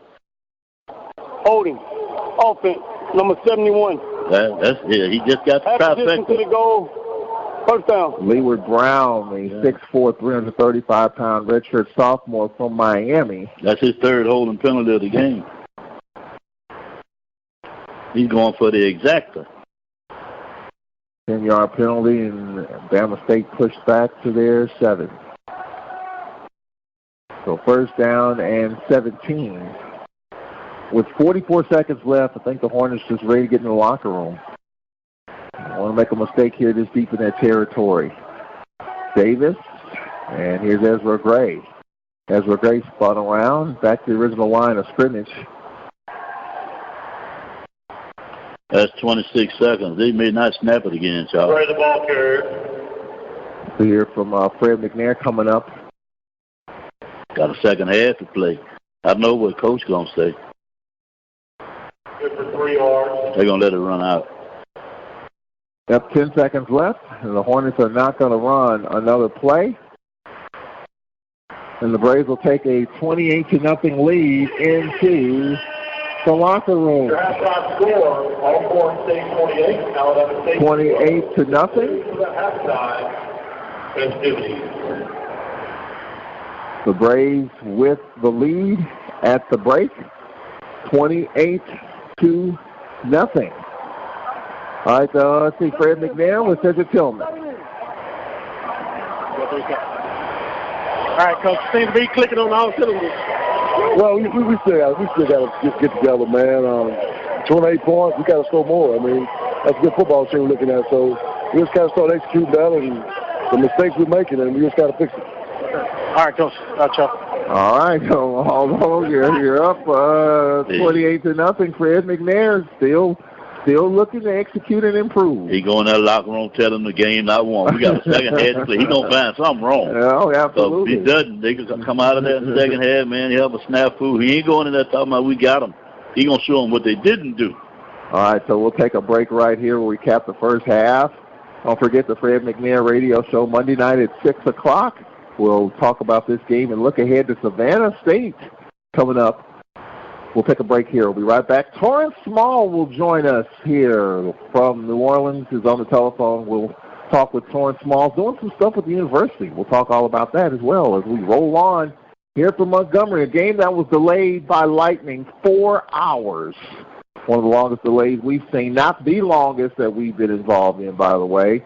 Several years ago, how long ago was that? 12, 13 years ago, we played UAPB on a Thursday night on television. We had about a 4 hour and 40-minute delay before it was canceled. No, it's 2009. Well, how long? Serving the community through faith and athletics. The Open Mic Broadcast Network. Next week against Savannah State, a bunch of check presentations. He's already kind of given us a heads up, so that will be good financially for the university. Huh? I won't be on that weekend. I'll be the other weekend. But I'll be out there again next year. Well, before we take a break, Emmanuel Barnes, talk about that because you made a significant contribution last week. Talk about that. Oh, it's a scholarship that I started in the foundation. Alcorn was very good to me, Charles, as a student and an employee. I don't have any complaints. And I had a wonderful 43-year career working with young people, and I just thought it was the right thing to do, start scholarship and, help students, because a lot of people helped me when I was in school, to be able to stay in school. My family didn't have it, and so, help somebody in a small way, and I don't even have to know who, just, as long as it helps somebody. That's all I really wanted to do. And hopefully, and there are a lot of other people. I'm not the only one. There are a lot of people doing that, and we'll do it on a daily basis, contributing to other funds, and they will continue. Hopefully, we'll be able to get more people to give back. You don't have to, do it all at one time, but just the idea to start to give back to the institution, is what you want to be able to do. And as I said, I don't have any complaints. I've educated 5 children through Alcorn, and I'm very pleased with what they've done. And I'm an alum. My wife's an alum, so it's all good with me. We'll take a break here. We'll give you the first half numbers, set you up for the second half play-by-play in 60 seconds. The Braves with a 28-0 lead. Second half coming up after this 1-minute break here on the Braves Sports Network. Are you one of the many Americans that deal with the effects of diabetes? Diva Skin Conditioner could be the remedy that you need. Diva Skin Conditioner is a formulation that was designed with you in mind. Diva Skin Conditioner comes with a money-back guarantee. That's how confident they are in their product. For more information, visit divafeet.com. That's D-I-V-A-H, feet.com.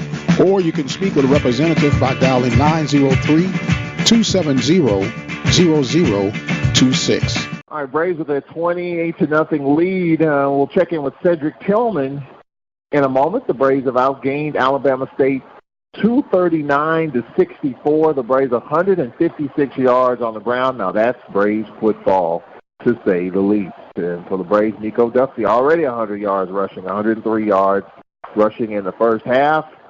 Waller with 30, Turner with 18, and Felix Harper 4 rushes for 5 yards. Just Felix Harper 6 of 11, 83 yards, a couple of touchdowns in the first half. Pringle 2 receptions for 44 yards.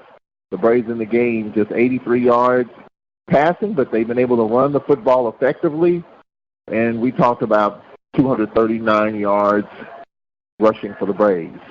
Defensively, Creel Argue with 4 tackles, Juwan Taylor with 4, Lawrence Wilson with 3, and Heron with 3 tackles. 4 turnovers for Alabama State.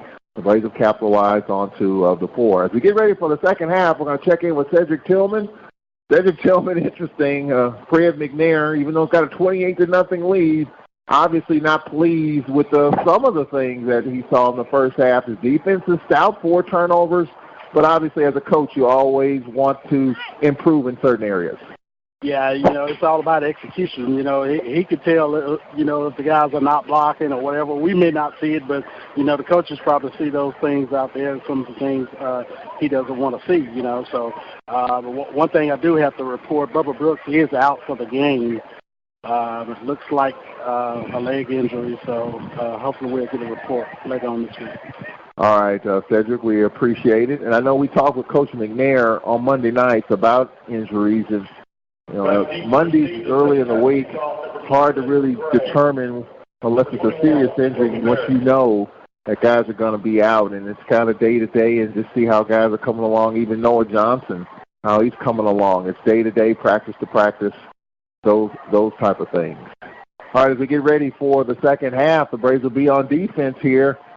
And here's the kick from McCullough off to the right side, and Merritt at the 5. He's to the 10, to the 15. Merritt to the 20, dances, and he's brought down to the 23-yard line. Actually, that was Ezra Gray. 18-yard return. Great job coverage by the Braves, staying in those lanes and forcing them out and making that tackle, Charles. A lot of improvement there in special teams in that kick coverage game. So kudos to them for sticking with it and making those adjustments and improvements in that kicking game. All right, so as you look at Alabama State, Davis, 5 of 13, 3 interceptions, just 64 yards. He has been made very pedestrian. Did they change quarterbacks? Oh, he's still in there. Oh, okay. Jersey just looks new. First down, they go back to the run. Here's Merritt cutting outside and inside, and Merritt with a pretty good run of 5. And so Merritt with that carry, Merritt 6 carries for a total of 11 net yards. The Braves held Alabama State in the first half running the football, 17 carries, a goose egg, 0 yards at halftime. Well, we need to carry that on into the second half. Second and a long 5 for Bama State at the 26-yard line. Braves up 28-0. Here's Davis, bounces out to the right, throws wide open, and it's caught. It's a first down. The big tight end again, Moses Marshall. So Moses Marshall, that's his 3rd catch for 53 yards. So they're going to the big beat. Moses Marshall's 3rd catch, and he was upended at the 40-yard line, a first down. A good job to hold on to the ball, Coach Charles. So that was a good, solid tackle. First down for Bama State. And here's Merritt dancing and plows ahead for a yard. This Alabama State team, just going fast is not their thing. 4 rushing touchdowns. They're last in the league in rushing, averaging 87 yards per game. No top 10 rusher. Second down and 8 for the Hornets. Well, we don't want that to change tonight.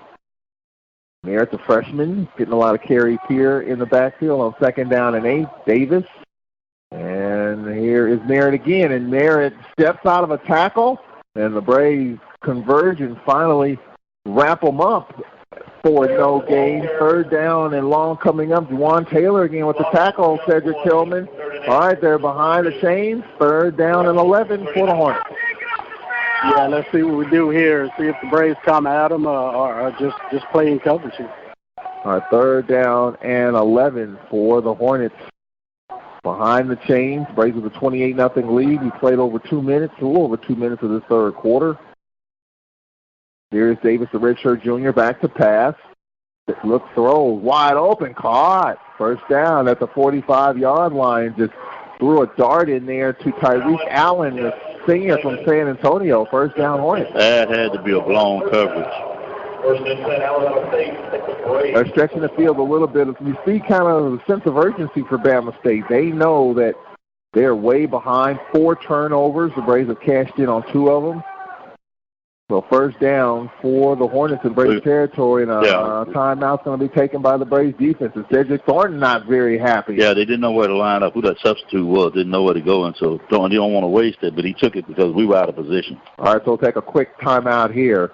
We'll be back in 1 minute. The Braves with a 28-0 lead. Back after this timeout here on the Alcorn State Football Radio Network. One day, I'll teach chemistry to kids. I'm going to be an architect. My dream is to be a chef. At the U.S. Department of Education's Office of Federal Student Aid, we provide more than $150 billion each year in grants, loans, and work-study funds, making higher education possible for anyone at any stage of life. I can go back to college. I can change careers. I can make a difference. Federal Student Aid, proud sponsor of the American Mind. Learn more about money for college at studentaid.gov. It's important to plan ahead for emergencies, like the storm. When it kicked in, we were separated. We were all scrambling and had no idea how to find each other. The whole experience was the most frightening 10 hours of my life.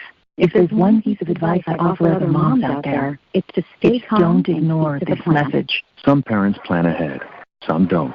Make sure you know where to find your family in an emergency. Visit BeReady.iowa.gov. Brought to you by Ready Iowa, FEMA, and the Ad Council.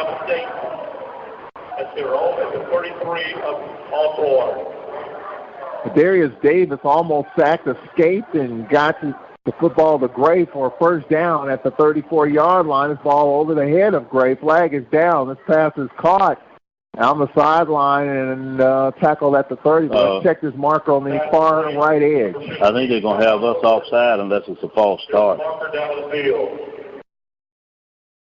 If we're not offside, it's a false start unless it's us because we move. Number 51, 5-yard penalty, it's first down. And it's got to be on Daryl Henderson. We talked about penalties. We didn't give that stat for the Braves. That's their 6th penalty for 41 yards. Both teams 5 penalties for 36 yards at halftime. 6 penalties for the Braves here in this game. 1st and 5 for the Hornets. Davis out of the shotgun. 3-step drop. Pump. Throw. The pump and go. And this ball is going to be caught. No. Touchdown. Oh, wow. He's in the end zone? Touchdown. Jefferson had to wait for the call. Michael Jefferson, the 6'3" sophomore. He's the tallest, one of the tallest receivers, along with Moses Marshall, the big 6'3" tight end. So the Hornets on the board. Of course, they will look at every score. They letting them kick without looking at it because I thought sure he was out of bounds. Well, the referee is now standing in front here. They may slow this down to allow the replay official to take a look at it here. The referee's holding the football. No, actually, they're swapping it. They're not going to review it?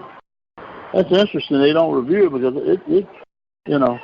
He needs the foot down. Well, I know, but it's not even clear he caught the ball. Well, they snap it, so the score counts, and the PAT counts as well. So 28-7. The Hornets on the board with 11 minutes left in the third. The Braves are up 28-7. We'll take a 1-minute break. We'll be back from Montgomery here on the Alcorn Football Radio Network. It's important to plan ahead for emergencies, like the storm. When it kicked in, we were separated. We were all scrambling and had no idea how to find each other. The whole experience was the most frightening 10 hours of my life. If there's one piece of advice I offer other moms out there, it's to stay calm. Don't ignore this message. Some parents plan ahead. Some don't. Make sure you know where to find your family in an emergency. Visit BeReady.iowa.gov. Brought to you by Ready Iowa, FEMA, and the Ad Council.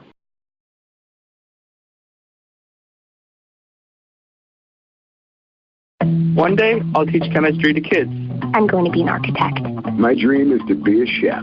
At the U.S. Department of Education's Office of Federal Student Aid, we provide more than $150 billion each year in grants, loans, and work-study funds, making higher education possible for anyone at any stage of life. I can go back to college. I can change careers. I can make a difference. Federal Student Aid, proud sponsors. Hornets, Cedric Tillman, we got to get back playing football. I'm not saying we haven't, but the Hornets saying that, hey, this game's not over with. Yeah, we had them down, had chances to get the defense off the field and just couldn't come up with that stop. At one point he was going to go deep 19, so they came up with that one play that we knew he was going to go to. So well, we need to make sure they kick it here. Don't hear it kick. You got to see him kick it. Well, we've seen the good, the bad, and the ugly of this quarterback, Kadarius Davis. He's throwing in the pressure, sacks, and turnovers, but he hit Jefferson right there. And his return from the 12-yard line to the 15. And Juan Anthony, a shoestring tackle. A flag at the end of this one. And hope it's not against us. That's the very end of the play, maybe a block in the back. Either that or somebody face masking where he threw it, one or the other. Flag thrown at the 22-yard line. But normally it's on the team returning the ball, but he basically was back there by himself. All right, Tony Ross.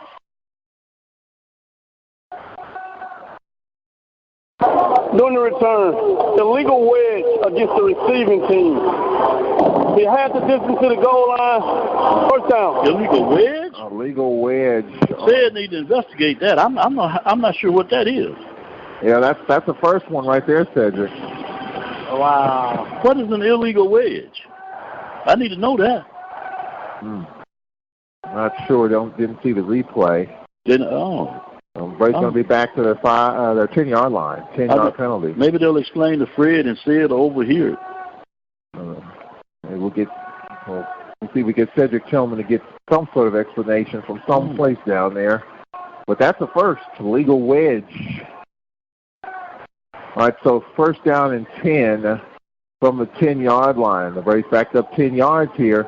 All right, let's see what the Braves do here backed up at their 10.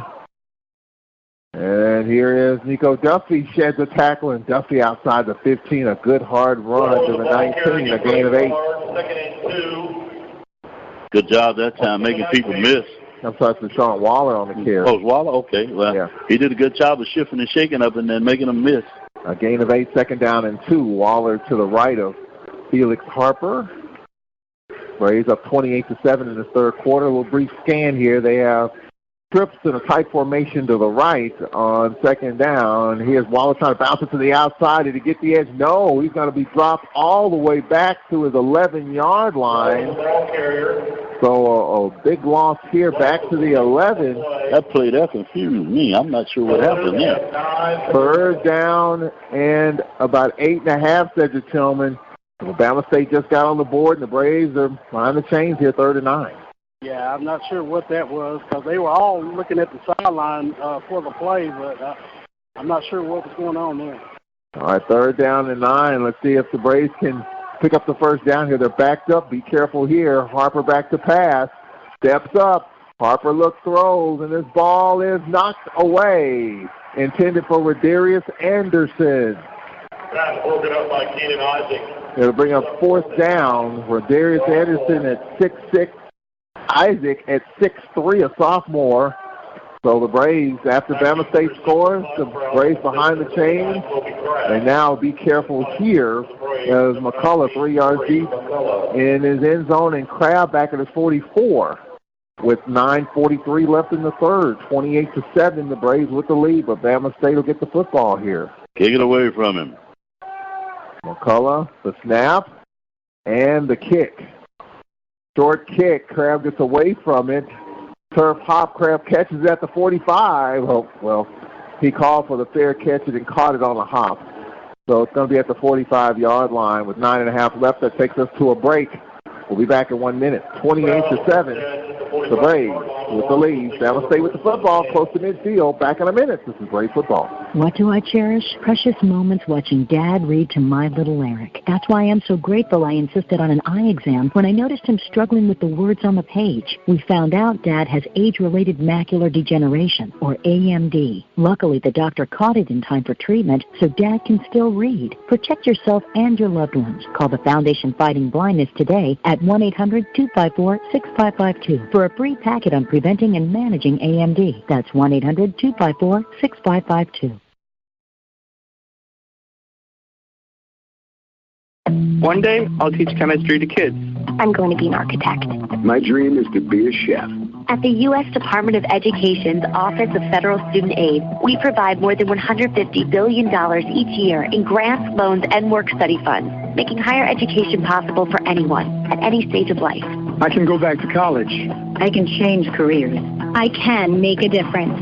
Federal Student Aid, proud sponsor of the American Mind. Learn more about money for college at studentaid.gov. 28-7, the Braves the lead. Davis back to pass, looks goes over the middle, and it's incomplete. Bobbled and dropped by Allen. So third down and 6 coming up here. So after the Hornets got the Braves off the field, Cedric Tillman. Let's see what Cedric Thornton's defense dials up here on 3rd and 6. Yeah, let's see what they got here. They went empty backfield and tried to get one-on-one with the running back, with the linebackers. So. We almost came up with another turnover, but almost doesn't count. 3rd down and 6 here. The ball spotted at the 49-yard line. They're on 49. Braves up 28-7. On 3rd down and 6, Davis back to pass. Look, steps up. Davis is going to take off. 50, 45 to the 40, cuts it inside, and is dropped at the 36-yard line. You got a marker up here. He's saying we offside. He's saying we were offside, look like. That's the 37. Number 30. A penalty will be declined. 1st down.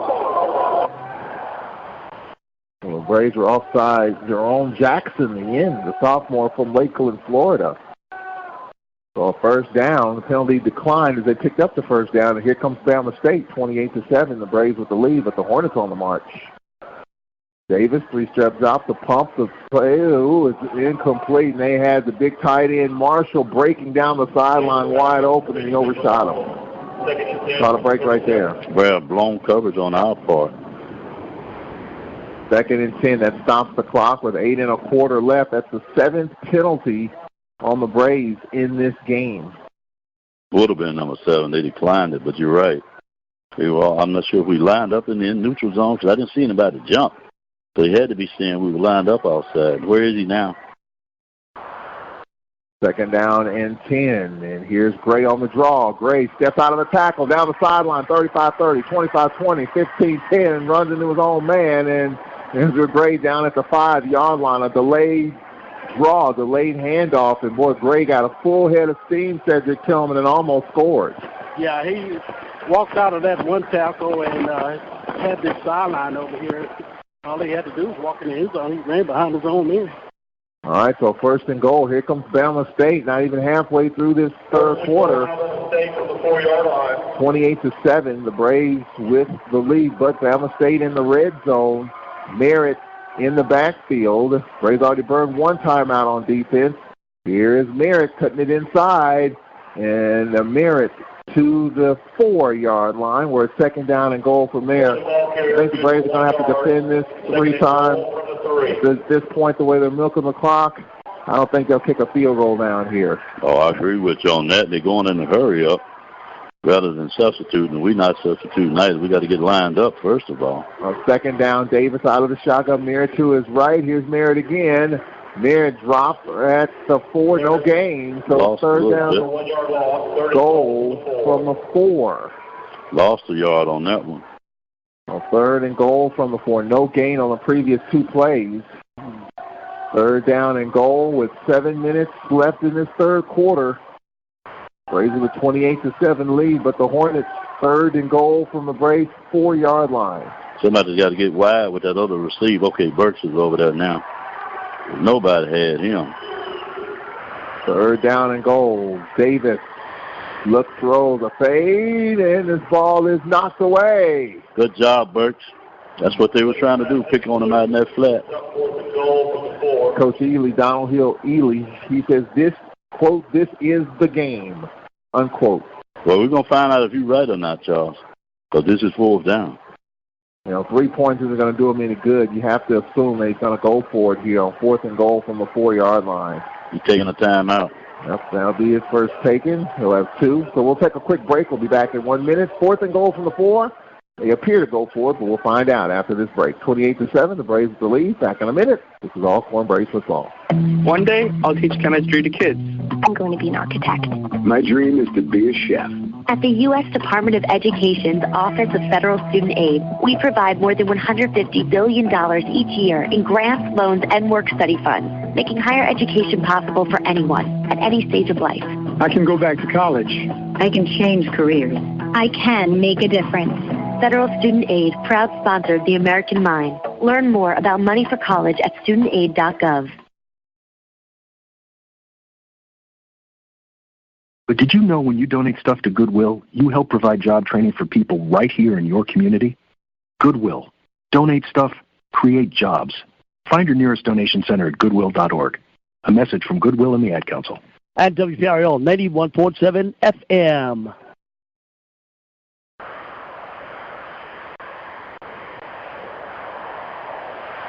All right, here we go. 4th and goal from the 4 after the timeout. They're going to go for it. Empty backfield for Davis. He can run it. Be careful here. Yeah, you don't want to vacate and let him run it in.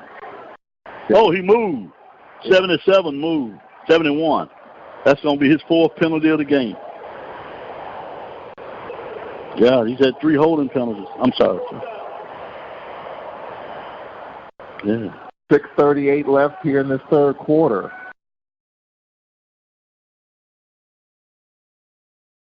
So 4th and goal from the 9.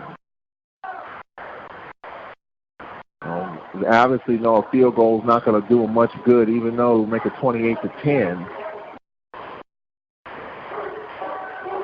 4th and goal from the 9-yard line. Empty backfield for Davis. He's back to pass.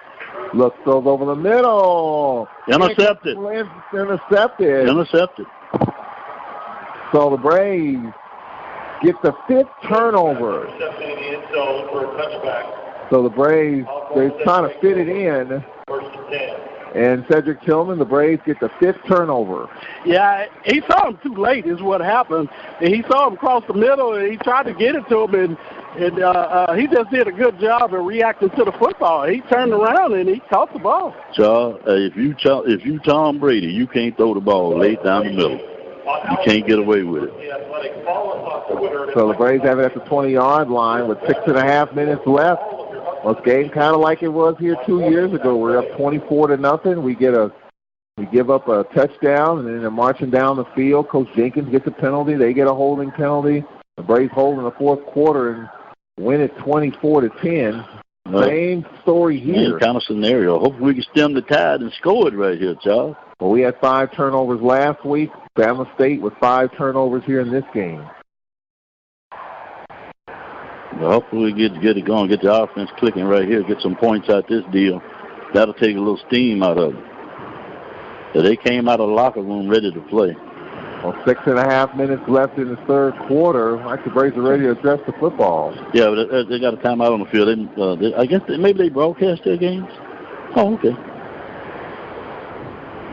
6.5 minutes left here in this 3rd quarter. What a big possession defensively for Alcorn. Big down here offensively, Charles, as well. If we can get something going here, we may be able to, take a steam out of them, calm them down. They had it going pretty well. That's a good stop by the defense. If the offense can come up with some points here, we may be able to discourage them, as they say. Felix Harper, and now looks like a false start against the Braves here. Yeah. Offense, number 62, 5-yard penalty. It's still 1st down. That's not good. Kevin Hall. That's the 7th penalty, maybe the 8th penalty against the Braves. 7th one accepted, you're right. All right, so the Braves are backed up behind the chains here, 1st down and 15. Well, Fred McNair talked about execution. Defense, they did. Offense, on that play, they didn't. And they go back to the run here, and this is going to be a loss as Duffy dropped for a 4-yard loss. With 6:23 left. Alabama State showing a little sense of urgency on both sides defensively. It's a big loss after the 5-yard penalty. Yeah, we can't start playing not to win, not to lose, though. We're going to have to go on. We were aggressive in the first half. And you're right, what you're saying about Alabama State, but we're going to have to be a little more aggressive. And the ball spotted at the 14, and they need to get to the 31. So 2nd and 17 here with 5:55 left in the third quarter, 28-7.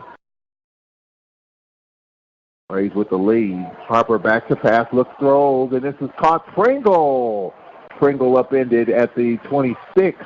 Good so job. A 3rd down and 5, Cedric Tillman, for the Braves. Good pick up by Pringle. Yeah, that's not played in across the middle. 3rd and 4. Still trying to get pressure on it.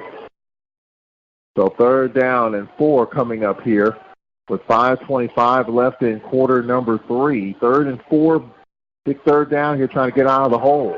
It is, Charles, but that was a good play on our part to get the ball upfield. You don't want to just fold it in on them. You got to keep attacking them the way we did in the first half. 3rd down and 4. Juan Anthony in motion right to left. Harper looks, check down, and it's a catch 25, 30, 34-yard line, and it's a 1st down. On a flag out at the end, this may be a horse collar. You know what, they calling all kind of stuff out here.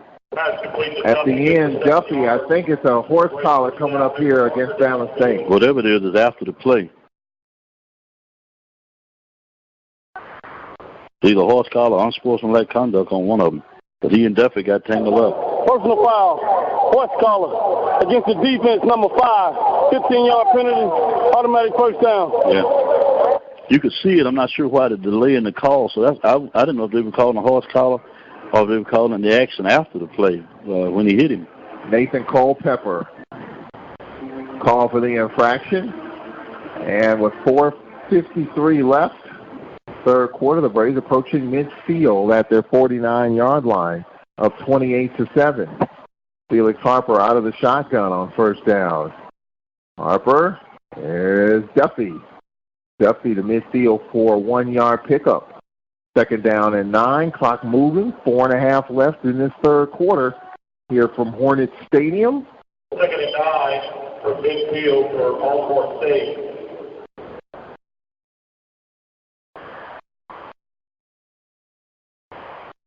Grambling over Jackson State 17-7 in the third quarter. That game on ESPN3.com. Jackson State struggled offensively against Kentucky State last week on 2nd down. Again, and falling forward for a 3-yard pickup. 3rd down and 7. Good for 3 yards. So 3rd and 7. 3:49 left here in this third quarter. Cedric Tillman, a big 3rd down right here, removing the football, but 3rd and 6 coming up, a tricky 3rd and 6. Yeah, we need to pick it up here. Guys, keep this drive going. 3:35 remaining. Plenty of time on the play clock. Still it's up there around 17, 15 seconds, so we're in good shape there. The Braves have trips to the left. Receiver right here on 3rd down and 6. Play clock at 4. Harper, play clock at 2, and he's back to pass. Harper looks left, looks, throws. Waller fell down. I'm not sure what happened there. So to bring up 4th down, and Braves will play football and punt. Stops the clock with 3:10 left in the third quarter. Some interesting scores last week. I think that Jackson State-Kentucky State game surprised a lot of people.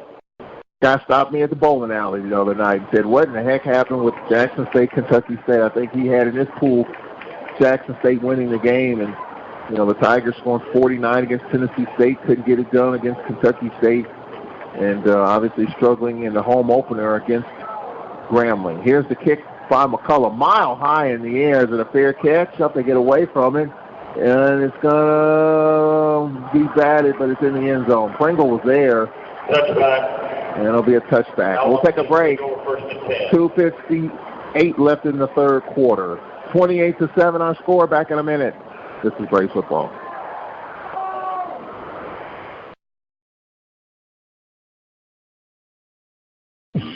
Jack's store, located here on the campus of Alcorn State University, where you'll find a full line of convenience and grocery store products. And while you're at Jack's, if you need a fill-up, Jack's has you covered. Jack's is open 7 days a week, 7 a.m. until. Go by and see Little Jack, my friend, who's walking in the footsteps of his father, the late Big Jack, and giving you the best service he has to offer. So stop by Jack's. When you go by, tell them that you heard it on WPRL 91.7 FM. That's Jack's store, located here on the campus of Alcorn State University. Jack's is a proud supporter of WPRL 91.7 FM and ASU Braves football. Second and 1 from the 29.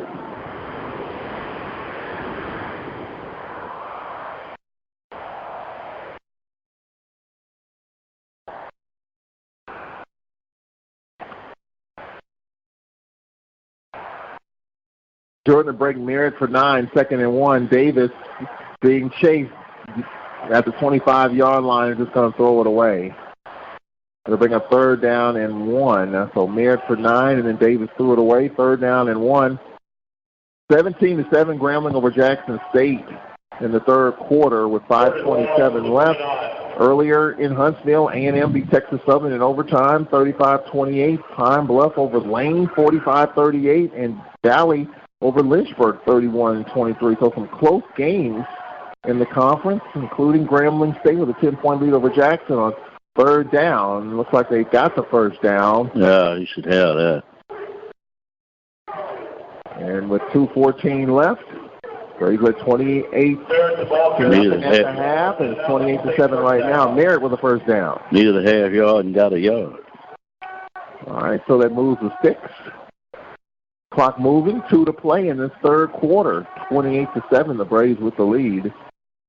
Darius Davis, the junior, and Davis will keep it. Davis trying to get the edge, and he does, trying to turn it upfield, and it's going to be wrestled down and dropped. Good open field tackle by Cole. Nope, about a yard, 2nd and 9. Oh, okay. So they say he did get a yard. A minute and a half left in this third quarter. Game's originally scheduled to start at 2, 4-hour lightning delay. And we started at 6. No rain, no delays to deal with so far. 2nd down and 9. Davis out of the shotgun. He's back to pass. Looks, steps up, dances, and he's just trying to throw it away. Oh, that ought to be grounding. Yeah, I think he was in the pocket. What does the referee say? They saying number 20 was over here, but he clearly wasn't throwing that ball to anybody. But they right, number 20 was over here, but he just threw that ball up in the bleachers. He couldn't even see when he threw it. Cedric Tillman, the line judge, pointed right at Ezra Gray. That's who he's trying to throw the football to. Yeah, because Fred is saying that the ball didn't reach the line of scrimmage, and he was in the grasp of the defender. It didn't. But they're right about the receiver being over here, but that wasn't what he was doing. He didn't even see him. All right, 3rd down coming up, 3rd and 8. With a minute 8 left in this third quarter, 28-7, the Braves with the lead over Alabama State here in the game of the week in the conference. Davis back to pass, looks, throws, check down catch, and it's a first down at the 45-yard line. And it's a first down. Michael Jefferson, averaging 19.5 yards a carry, picks up the first down. Not sure how we lost him in that little zone, but we did. 46-yard line. They're on 46 with 46 seconds left in this third quarter.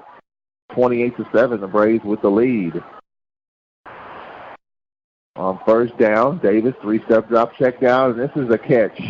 Sliding catch by Jefferson. Jefferson to the 47-yard line, a gain of 8. They need to get to the 45. Alabama State going quick here in this NASCAR set. 2nd down and a couple with 22 seconds left in the third quarter. 28-7, the Braves with the lead. On 2nd down, and go back to the run here, and tackled at the 46-yard line, short of the first down by a yard and a half. That'll take us to the end of the third quarter, just a couple of seconds left, and 3 complete here in Montgomery with 28-0 at the half, 28-7 at the end of the third quarter. Fourth quarter coming up from Montgomery in the game of the week in the Southwestern Athletic Conference. We'll get to it in 60 seconds. This is the Braves Sports Radio Network. If you haven't heard, Riverwalk's all-new Players Club is here. We believe you deserve the best casino loyalty program, so we're proud to introduce the all-new Riverwalk Rewards. Our players get more with exciting new benefits, more tiers, and more rewards than ever before. And now, Riverwalk is home to the area's first and only military rewards card. Our new Honor Card is our way of saying thank you to all of our active and retired military.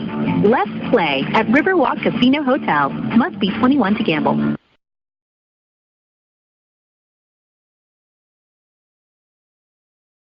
It's important to plan ahead for emergencies, like the storm. When it kicked in, we were separated. We were all scrambling and had no idea how to find each other. The whole experience was the most frightening 10 hours of my life. If there's one piece of advice I offer other moms out there, it's to stay calm. Don't ignore this message. Some parents plan ahead. Some don't. Make sure you know where to find your family in an emergency. Visit beready.iowa.gov. Live at Hornet Stadium in Montgomery, Alabama. The Braves and Alabama State, 28-7. Our score. Braves with the lead, led 28-0. At halftime, a 19-yard touchdown reception by Jefferson, and it's 28-7. Our score as we get ready for the fourth quarter. Big week coming up next week on the beautiful campus of Alcorn State University. Homecoming 2019. Savannah State comes in. We'll be on the air at 1:30 with the Alcorn pregame show. Of course, on WPRL 91.7, the flagship station, WMIS WTYJ 1240 AM and 97.7 FM, 90.1 WMPR in Jackson, and the Open Mic Broadcast Network. Joining us, we'll have the live parade beginning at 9 o'clock on our flagship station, 91.7 WPRL, next Saturday morning at 9 o'clock. So full broadcast day, including the big football game at 2 o'clock. The Braves have outgained Alabama State 263-224. Hornets have won 11 more plays. 3rd down and 8. And the Hornets just try to run the football. Gray with the 3rd down and short. He gets to the 45-yard line. Well, they're going to go for it here. 4th down and 1 from the 45 of Alcorn. Clearly, you're down 3 scores. You got to go here. The ball carrier good for 1 yard. 4th and 1 from the 45. Well, the Braves gained 239 at halftime, and they have 263 right now. So the Braves only had 24 yards of total offense in that third quarter. 4th down and a yard from the 45 of Alcorn. Davis out of the gun on 4th down, and they run the football here, and He's short. He didn't get it. No gain. No, he didn't get it. He's going to be short. Inside handoff, Merritt, and the Braves take over on downs. Unless the field crooked. We haven't heard that one all year long. And they're going to be a measurement here. Unless the field crooked, baby, that's short. Cedric Tillman, we were talking about that last night, weren't we? Yeah. Well, that's one you hadn't said in a while, Barnes. Hey, I haven't hadn't had any need for it. All right, 4th down and a yard. They got this to field crooked. They got Herman putting down the chalk. Yeah, got Herman and his crew. All right, let's check it here. He should be short. Yeah. He's short. Yep, 1st down. They got those hash marks out there for a reason. Braves with the 1st down. Good job, Cedric Thornton's defense. Yeah, well, Charles, I'm up here having fun with that foot crooked field, but don't underestimate how important that stop was by the defense. They hit that in the middle hard, and they got a lot of beef up front. They all over 6'4", weigh 300 pounds, and we did a good job of shedding them and making that stop. Those are not small men out there. All right, so the Braves have the football at the 45-yard line. A minute into this third quarter. This fourth quarter. Kind of a long day for all of us. This game is scheduled to start at 2. I thought we'd be in Winsel's Oyster House by now. Yeah. We're still at the stadium. Yeah, I was talking with a SWAC official earlier. There was some chatter that after 4 hours you got to make a decision. in terms of what you're going to do, if you're going to play it, if you're going to reschedule it. But we were told that's not necessarily the case. Here's Waller on the stretch play, stops, and he's jumped. He tried to stop on his cut, and he's dropped for a 2-yard loss. Yeah, they had us outmanned out there. They had more people, defenders, than we had blockers.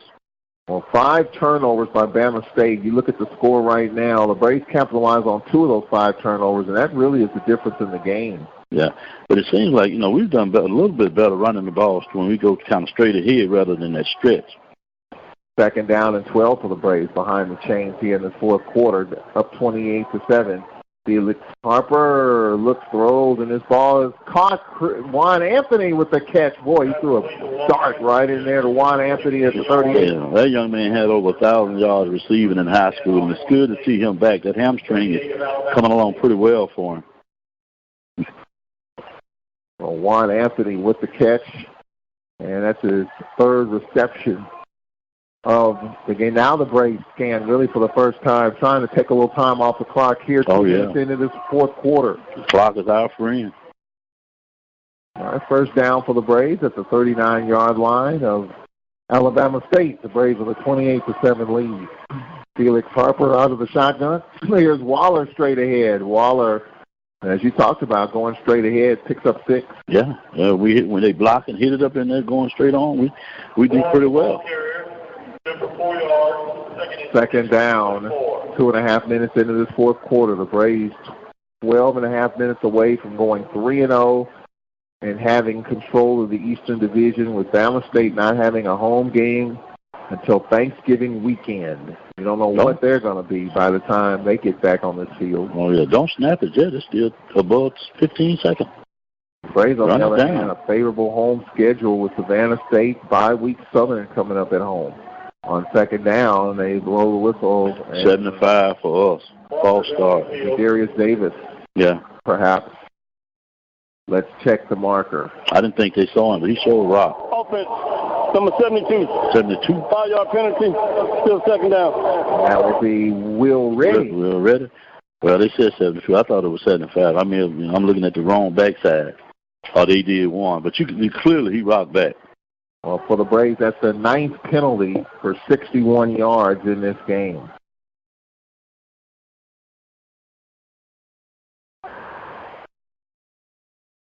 All right, for the Braves, down, and Felix Harper looks, throws, and a nice catch by Rodarius Anderson, turning it upfield before he's popped down the far sideline, and Rodarius Anderson not happy with that hit on him. They hit him on the head. And they mark it at the 31-yard line. They got a mark in our backfield. Offense, number 88. 10-yard penalty. Replay, 2nd down. 2nd penalty on this drive. That's the 10th penalty. The tight end, Cedric Tillman, Demetrius Lewis, and now we got double-digit penalties here, and we're really backed up now. Yeah, this is what you don't want to see. We was moving the football and marching down the field, and, taking time off the clock as well. We just don't want to make these mistakes. Let it milk down. Braves at the 48. They need to get to the 28, 2nd and 20. And here is Trey Turner getting a lot of the negative yards back and a few more to the 34. So 3rd down and 6 coming up for the Braves. Very aggressive, straight ahead, hard run. So change of pace, Trey Turner. We've seen Waller, we've seen Duffy, and now Trey Turner on 3rd down. Demetrius Lewis, the tight end, comes out. And looks like Akeem McNair in. So the Braves have Anderson wide right, Akeem McNair, and Anthony to the left. Looks like Pringle wide right.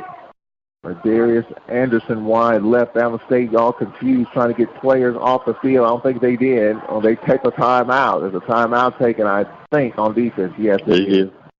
10:40 left. Emmanuel Barnes, and has some pretty good information for us here with 10:40 left. Alcornites Forever, supporting the legacy by investing in the future. The 43rd Annual National Alumni Midwinter Conference, hosted by the Birmingham Alumni Chapter, is Thursday, February 27th through Sunday, March 1st, 2020 at the Sheraton Birmingham in Birmingham, Alabama.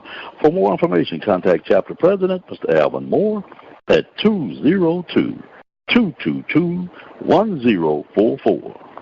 I'm already reserved over there. And Torrance Small, we heard from him at halftime. He said he spoke at the Midwinter He did a great job. In Dallas last year, he was excellent. He really was, Charles. Yeah, just talk about just try to bring him back into the fold. Of course, Tracy Cook, Vice President of Student Affairs, working with him. Teammates, trying to do some things. Talk about that. Oh, yeah, Torrance, it's Jordan School out there, but he's also has re-engaged with the university on a personal level, and he also has some business interests going. But he was the keynote speaker at the luncheon last year at the Midwinter in Dallas, Texas, and just talked about his experience of coming from Florida to Alcorn and then Alcorn to the NFL, and the things that he learned there that helped him in his professional life and as an athlete, and in his life now as a professional businessman. And he was funny and very informative and very engaging, Charles. He did an outstanding job. We appreciate him. Joining us from New Orleans on third down, here's Trey Turner again, and Trey Turner picked up the first down with a good hard run. Yes, sir. That's how you work it. Get your shoulder pads squared up and run on in there. Drag them with you. Now, that's a hard work first down. So first down for the Braves with 10:28 left, and Cedric Tillman, that was a big first down. Yeah, he carried him by 5 yards. That was a good run. All right, so the drive continues here. The Braves can probably put this one away with a touchdown. It looks like we've got offsides on the defense. Offside with contact, yeah. Offside. Defense, number 94. 5-yard penalty. Still first down. Christian Clark, the senior from Euclid, Ohio. They all not penalize him, man. He get all that weight moving anywhere in the wood, he can stop. Can't hold that against him. 10 minutes left here in the fourth. Child, that ain't no feeder pig. That's a whole hog. No. I'm serious. That's a lot of boy. First down and 5. Here's Harper's pass to Anderson, and a nice one-handed catch for the touchdown. Yes, sir. Come on, Ed. And a flag at the end. Now, and on Anderson. It's on Anderson for talking. Now he got a second penalty. We're going to kick off from our goal line. He just threw his hat. He threw the flag, then threw his hat. All right, so let's check this here. Unless the second penalty is on them. But the first one is clearly on us. 12 penalties for the Braves in this game. They get a touchdown. He made a beautiful one-handed grab, and then messed it up getting the penalty. I'm going to talk it over here. Maybe it's offset, and the second one may be on them, but I may be wrong, but I believe that first one was on us. Second one might be. He threw everything but his beanbag. Tony Ross, our referee. That official growing through his hair, too, Charles, ain't he? Huh? He's like he growing right out of his hair. Let me quit. Well, Rodarius Anderson. Well, I may be wrong, Charles. I really think the first one on Rodarius. He made a great one-hand catch, and then he taunted. All right, here we go. The ruling on the field is a touchdown. After the play, unsportsmanlike conduct against the offense, number 81, 15-yard penalty. Also, unsportsmanlike conduct against number 16 of the offense. That's both players' first unsportsmanlike conduct of the game. So Rodarius Anderson with the touchdown, and then Alabama State has elected to take the fouls on the kickoff. And Juan Anthony also called for the sportsmanlike conduct. I'm not sure what he did, man. I saw him celebrating. Maybe it's because of the celebration. I don't know. Well, the Braves making a 34-7 game with 9:54 remaining.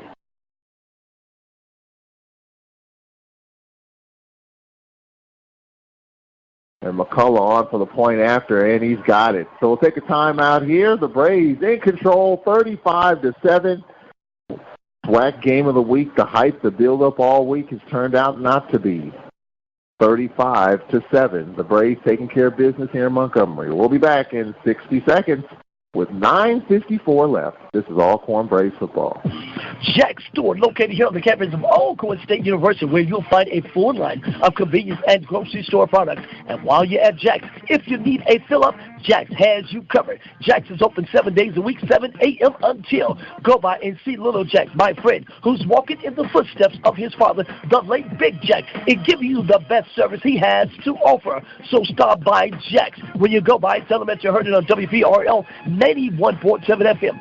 That's Jack's store located here on the campus of Alcorn State University. Jack's is a proud supporter of WPRL 91.7 FM and ASU Braves football. Go Braves, go! 38. Of course, Fred McNair on the post game.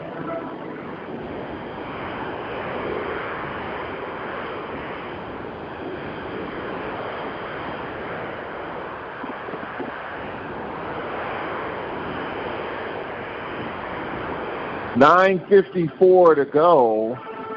The Braves with a big lead. Cedric Tillman, we got to work on these penalties moving forward.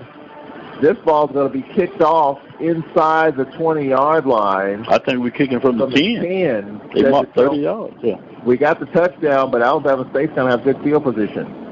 Yeah, you definitely don't want this.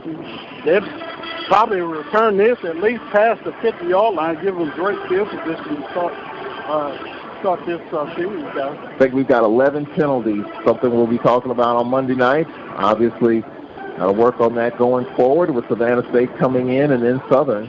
Southern's off tonight, a big win by the Jaguars at UAPB. I kind of felt like that game, the way the Jaguars defense had been playing, and it might be a little big for UAPB considering the stakes.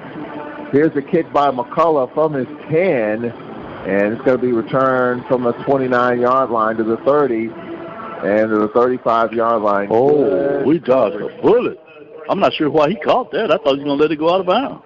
Well, Ezra Gray to return and trying to make something happen, and he did. That's for the other team. Off the 36-yard line with 9:49 left. This is one of two games still in progress. Grambling, Jackson State, 24-14 going to the fourth quarter. Grambling over JSU in this game. Alabama A&M with a 7-point win over Texas Southern in overtime, 35-28. A lot of people predicted that would be a high-scoring game. It turned out to be just that, 45-38, UAPB over Lane. I thought A&M would handle Texas Southern, but I guess I was wrong. And here's Kadarius Davis stepped up, and Kadarius Davis is going to be sacked. Oh, that was a good job not to throw him to the ground. Once you hear that whistle, let it go. Excellent job. Like Epps in on the sack. We dodged a bullet, Charles, by kicking off from our 10-yard line and tackling them at their 36. You know, you couldn't hope for much better than that. 9:24 remaining. Braves is going to head home, it looks like, with a victory in their pocket, 3-0 in the division. Great weather coming up, cooler weather, and should be great homecoming next week with Savannah State coming in. On second down and 17, Davis looks, throws on the screen. This is a catch on the far side. It's not going anywhere. And they're going to mark him at the 32-yard line. It's by Allen. All right, Cedric Tillman, third down and 13 coming up for Alabama State. Just don't get beat deep. That's all you want to do right here. Third down and long coming up, 8:48 left. 35-7, the Braves with the lead here in this fourth quarter. Third down and 13. Well, the Hornets don't look like they're in a hurry. Saying they're throwing the white flag in, but definitely not going at NASCAR pace. Davis back to pass. Here comes pressure. Steps up, sack. He brought tons of pressure and goes down at the 24. Did he drop the ball? He's out. He's out cold. He's out cold. So what's the signal on the ball? We picked the ball up and ran with it. I think it's fourth down and 24. Fourth and long, and Davis is down and for a moment was out. And we'll take a break here. We'll be right back in 60 seconds with 8:17 left here in this fourth quarter.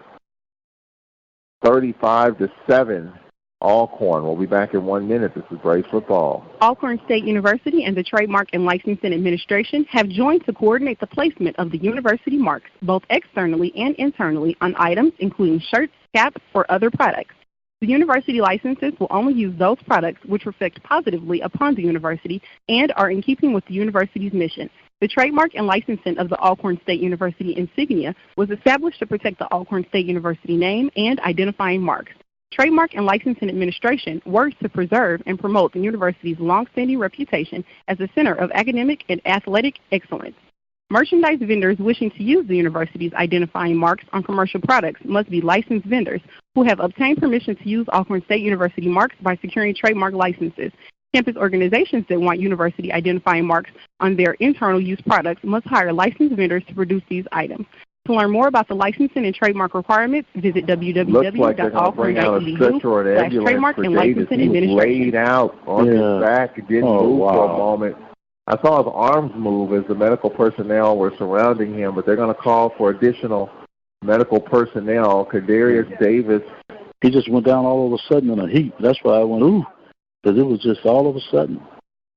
And if they're going to bring the stretcher out here. So we'll take another break. We'll be right back. Kadarius Davis, the starting quarterback for Alabama State, injured in this game with 8:17 remaining. We'll be back in 1 minute as the Braves are up 35-7 here on the Alcorn Football Radio Network. The Old Country Store, located Highway 61 in Lorman, Mississippi, where you'll find the best soul food around. They're open daily, 10 a.m. to 4 p.m. People come from all over to try Mr. D's famous fried chicken, good, and to hear him sing the Grandmama song. Go by and see Mr. D and his crew. You'll be glad you did. You can call them at 601-4373-661. That's 601-4373-661. The Old Country Store. They're proud supporters of WPRL 91.7 FM and Alcorn Football. Go Braves, go. The Old Country Store, good. Everybody hear me when I say that the blues is back and it's here. But did you know when you donate stuff to Goodwill, you help provide job training for people right here in your community? Goodwill. Donate stuff, create jobs. Find your nearest donation center at goodwill.org. A message from Goodwill and the Ad Council. And WPRL 91.7 FM.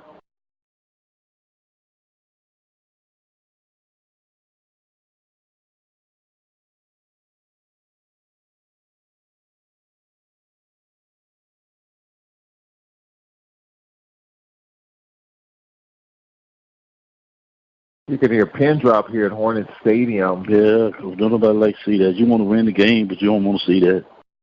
Laying on the field and they ain't moving. Yeah, bringing out the stretcher for... Yeah, they put the board up under. Kadarius Davis said to tell me you're down there on the field, and it's dead silence in the stadium right now. Many of the Braves are on one knee, even the Braves training and medical personnel just standing by in case they're called upon.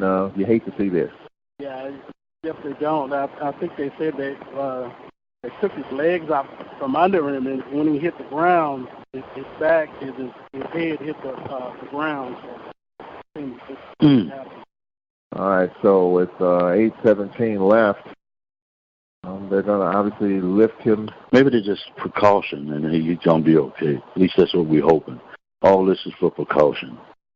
Yep, and you look at Kadarius Davis, 6 foot, 184-pound redshirt junior from Bessemer, Alabama, coming into this game, number 4 in the league in passing, 840 yards, 8 touchdowns, 5 interceptions. Speaking of 5 turnovers for Alabama State in this game. He was only sacked 5 times coming into this game, so they did a good job protecting him. And yeah, but we picked him off, 2-3 times tonight? So that's 7 or 8 now on the season. Yeah. He had 5 coming in. I just think that the Braves defense really had an answer for him. They took away Ezra Gray as well as Merritt. I think they really wanted to play keep away and just move the chains, keep the Braves defense on the field, not substitute a lot.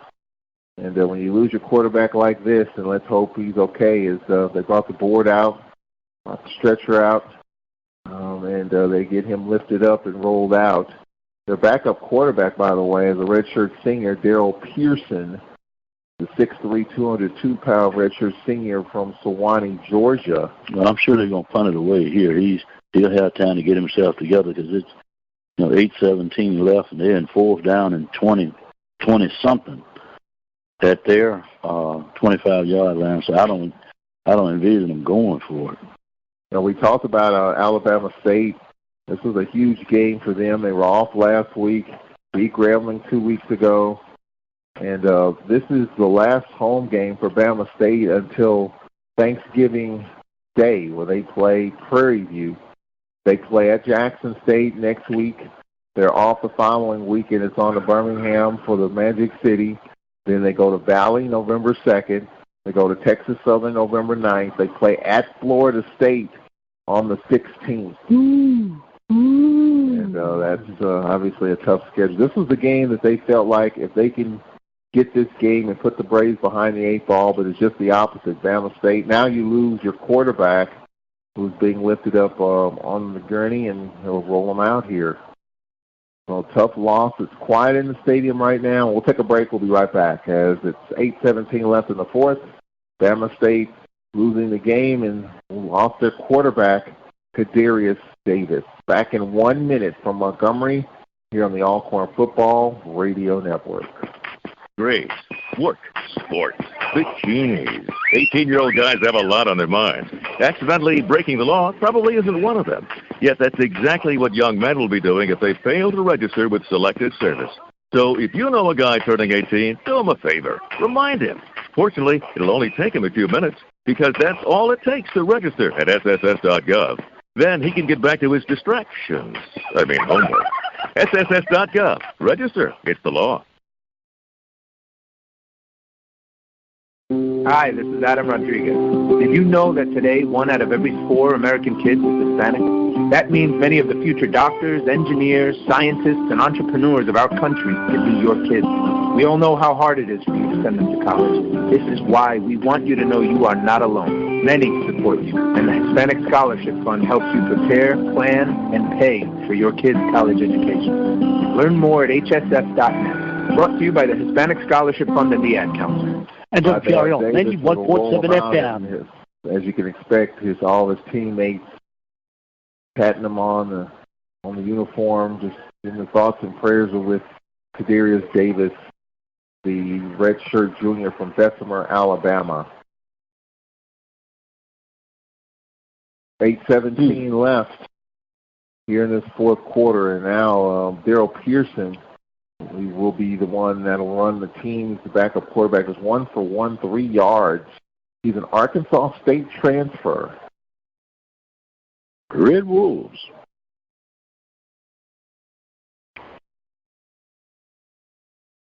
All right, a punting situation here for Alabama State and Anthony Craven. In the punt for Alabama State, number 35, Anthony Craven. We have 8:17 left in the fourth quarter. Juan Anthony back. 34-yard line is where he'll get it. 8:17 left in the fourth quarter. Braves 35 and Alabama State 7.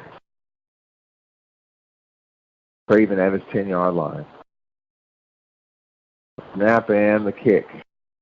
High kick. Anthony ranging to his right. Gets away from it. And it's going to sail out of bounds on the 28-yard line with 7:56 left here in this fourth quarter. Braves, again, 45 points in their last 2 games, 35 here. Well, the Braves offense, definitely Cedric Tillman, high octane at this point with Felix Harper running the show. Yeah, definitely. And, we didn't see much in the third quarter, so I just want to see them just close this football game out. All right, 7:56 left, first down and 10. 35-7 our score here in this fourth quarter. What's important now is try to advance the ball and get this time off the clock.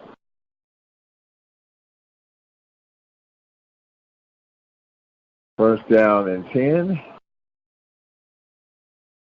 And now a nice, hard run. Braves first down. Nice run here as the Braves first down and 10. And Marsh. Marsh with the carry. Ron Marsh getting in the act here. So Duffy, I think, is done, and Waller's done. Marsh, he get to play, and his shoe came off after he picked up 11 or 12 yards. He's trying to hurry up and get it on, because he doesn't want to go back out. 7:27 to go. The Braves are really in no hurry here. Play clock at 10. Just trying to milk this. Marsh stays in the game to the left of Felix Harper. 1st and 10 from the 41-yard line. Here's Marsh again getting some carries, lowering his shoulders, still driving, and progress stopped at the 47-yard line. A gain of 6, 2nd and 4. 7 minutes left here in this fourth quarter. We're doing the right thing here, child. Line it up and hit it at them. Now, we walk down the field and score this, so much. But we're doing the right thing. Try to advance the ball and get the time off the clock. 6:52 remaining. You just wondered, this day we had rain, delay, 4 hours. I'd like to know what the team did during that 4 hours time period. We'll check in with Cedric Tillman. He was actually in the locker room with the guys. They stayed focused. They stayed focused, that's for sure. They had the mind stayed on football. 2nd down and 4. Here's Marsh again. A 1st down run. Almost broke it. Marsh to the 45-yard line. That's those fresh legs and a big lead. And, Alabama A&M, they tied across that front. They're about a second wind, and he hitting it in there hard. And the Braves clock running, 6:10 left in this fourth quarter. Maybe a late trip back home, but a good trip, and the Braves will be home for a minute. A 5-week Southern University coming in. Jaguars off this week, and Braves handle their business in a few weeks. That Southern Alcorn game on the 26th will have huge stakes. Here's Marsh again. Marsh lowering his shoulders down to the 41-yard line. A gain of 6. Another 6 yards, Charlie. 5 yards out of pop. And so the Braves are doing a good job moving the football, being methodical about it, taking time off the clock, the most important thing. We have 5 1/4 left in this fourth. Braves with a 35-7 lead here on Bama State. You notice Marsh going on up and there where they blocking. He's not trying to do anything special. Hand it to him and hit it straight ahead where they blocking and get what you can get. Put both arms on it, carry it tight, and get what you can get. 5 minutes left. Play clock at 5. So the Braves doing a nice job in clock management here. I'm quite sure Marsh will get it again on 2nd down and 5. Yep, Marsh dropped as he tried to cut it to his right, and he was dropped by Christian Clark, senior. Alabama State did a good job then of getting off the blocks, and really was nowhere for Marsh to go. He tried to cut it and he slipped, but if he didn't, he wasn't going anywhere anyway. So that was okay on his part. Cedric Tillman, we're going to check in with you. During that long delay, what did the Braves do? You're in the locker room during that 4-hour delay. Well, most of them were just kneeling down. The players on the field were kneeling down, but the guys on the sideline were just staying, positive, just trying to stay loose, especially the defensive side at that point. On 3rd down, we've got a false start. Yes, sir. What's that? 74, 84, 94. It's us. Number 74, 5-yard penalty, 3rd down. Columbus Willis. Well, Cedric, I know it was hard for those guys because it was, especially before the game and that long delay, not knowing when they would play or if we would play. Just trying to keep them focused. I'm sure that was the hard thing. Yeah, it was. Most of those guys, they were just laying around. And, they were just anxious to get out there and play. Most of them were trying to get the uniforms dry and all that kind of stuff, the guys that got wet. But they was just eager to play some football. Here is Marsh on a 3rd down and 11, picks up a couple, 4th down and 9. That's the right play. Just punt it away and play defense again. Keep that clock running. So Cedric Tillman will have Fred McNair. Braves defense, terrific. Creel Argue will try to catch up with him, as well as head coach Fred McNair. A lot to talk about on Monday night with the Fred McNair radio shows. We'll look ahead to Savannah State coming in. You don't see that too often. Teams on that side, obviously MEAC side, and way out there on that Atlantic Ocean. Yeah. 4th down. And the kick almost blocked. A high kick by McCullough. And the Braves batted back, and it's going to be down. There's going to be a touchback. He hadn't said yet. Yeah, he's giving the signal now, touchback. All right, so we'll take a break with 2:54 left in the fourth. Braves with a 35-7 lead. Back in 1 minute on the Alcorn Football Radio Network. What do basketball, choir, drama clubs, and marching bands all have in common? They're all high school activities that offer learning opportunities not necessarily found in the classroom. They take up just a fraction of a typical Mississippi high school's budget, and they go a long way to giving young people the tools they need to thrive. High school activities, they're more than extracurricular. They're extra important, too.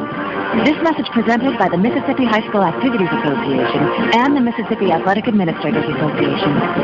At WPRL 91.7 FM. You're struggling with your mortgage. You think about it all the time. What are we going to do if we lose the house? It's time to stop thinking and start dialing. Call 1-888-995-HOPE for a free government program that offers expert one-on-one advice about your mortgage options. We've helped over 1 million homeowners, and we want to help you. Call 1-888-995-HOPE or visit makinghomeaffordable.gov. Brought to you by the U.S. Treasury, HUD, and the Ad Council. At WPRL 91.7 FM. Doors to ball carrier, South Montgomery, 3rd and 5 to the 25. Jack Even in the game for Alabama State at quarterback, 3rd and 5 with 2:10 left here in this fourth quarter.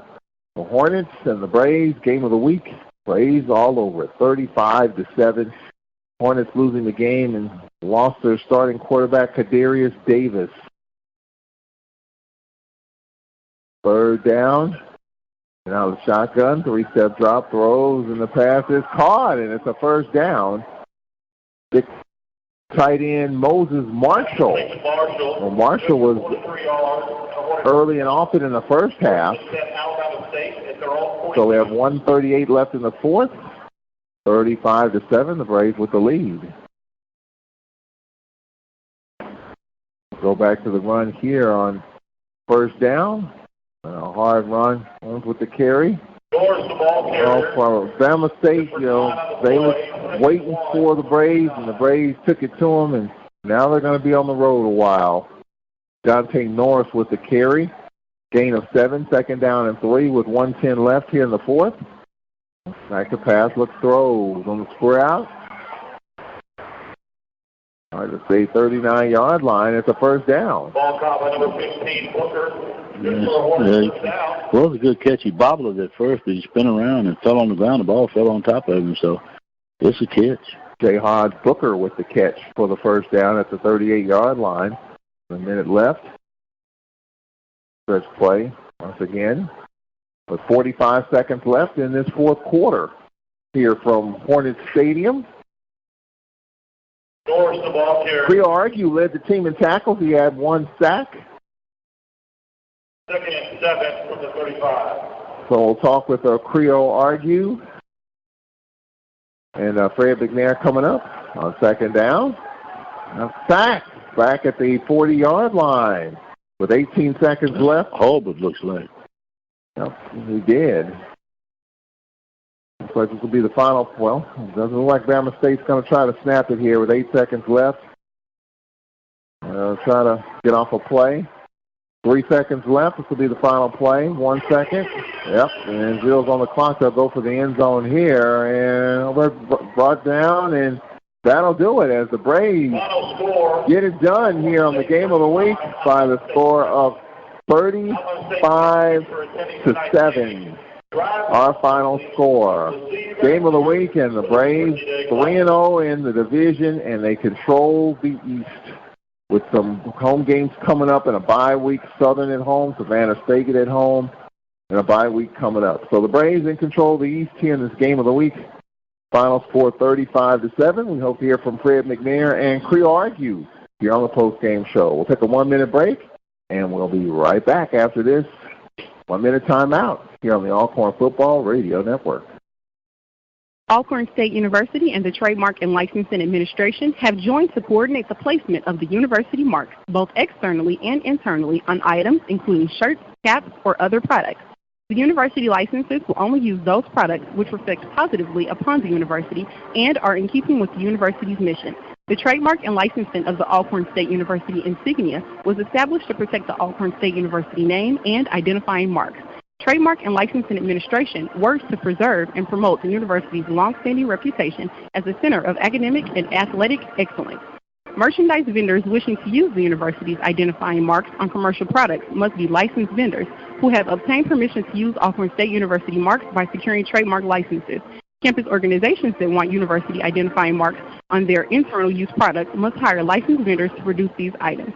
To learn more about the licensing and trademark requirements, visit www.alcorn.edu/trademark and licensing administration. What do basketball, choir, drama clubs, and marching bands all have in common? They're all high school activities that offer learning opportunities not necessarily found in the classroom. They take up just a fraction of a typical Mississippi high school's budget, and they go a long way to giving young people the tools they need to thrive. High school activities, they're more than extracurricular. They're extra important, too. This message presented by the Mississippi High School Activities Association and the Mississippi Athletic Administrators Association. At WPRL 91.7 FM. And Fred McNair. I see Cedric Tillman walking. He has argued, I think. Heading that way. Okay. Here we go. And we hope to hear from Fred McNair as well coming up. Braves win by the final score of 35-7. 35-7, the final score. Cedric Tillman standing by with one Creole argue. Cedric. Ooh, all right, big game out here tonight. Talk about some of the things y'all saw during the week with Alabama State, some of the things y'all wanted to do out here. We knew they were going to try to be physical on the inside, try to dig us out with the tight ends, and we knew they were going to try to run the ball between the tackles. We knew they were going to try to we knew they were going to try to come out here playing hard enough because they beat us last year. So we really just came out here like we got to get payback. So we just watched a lot of film, and we really just got after them. I really just feel like our effort paid for it because we had a lot of blows on defense, but we played hard, so I can't complain.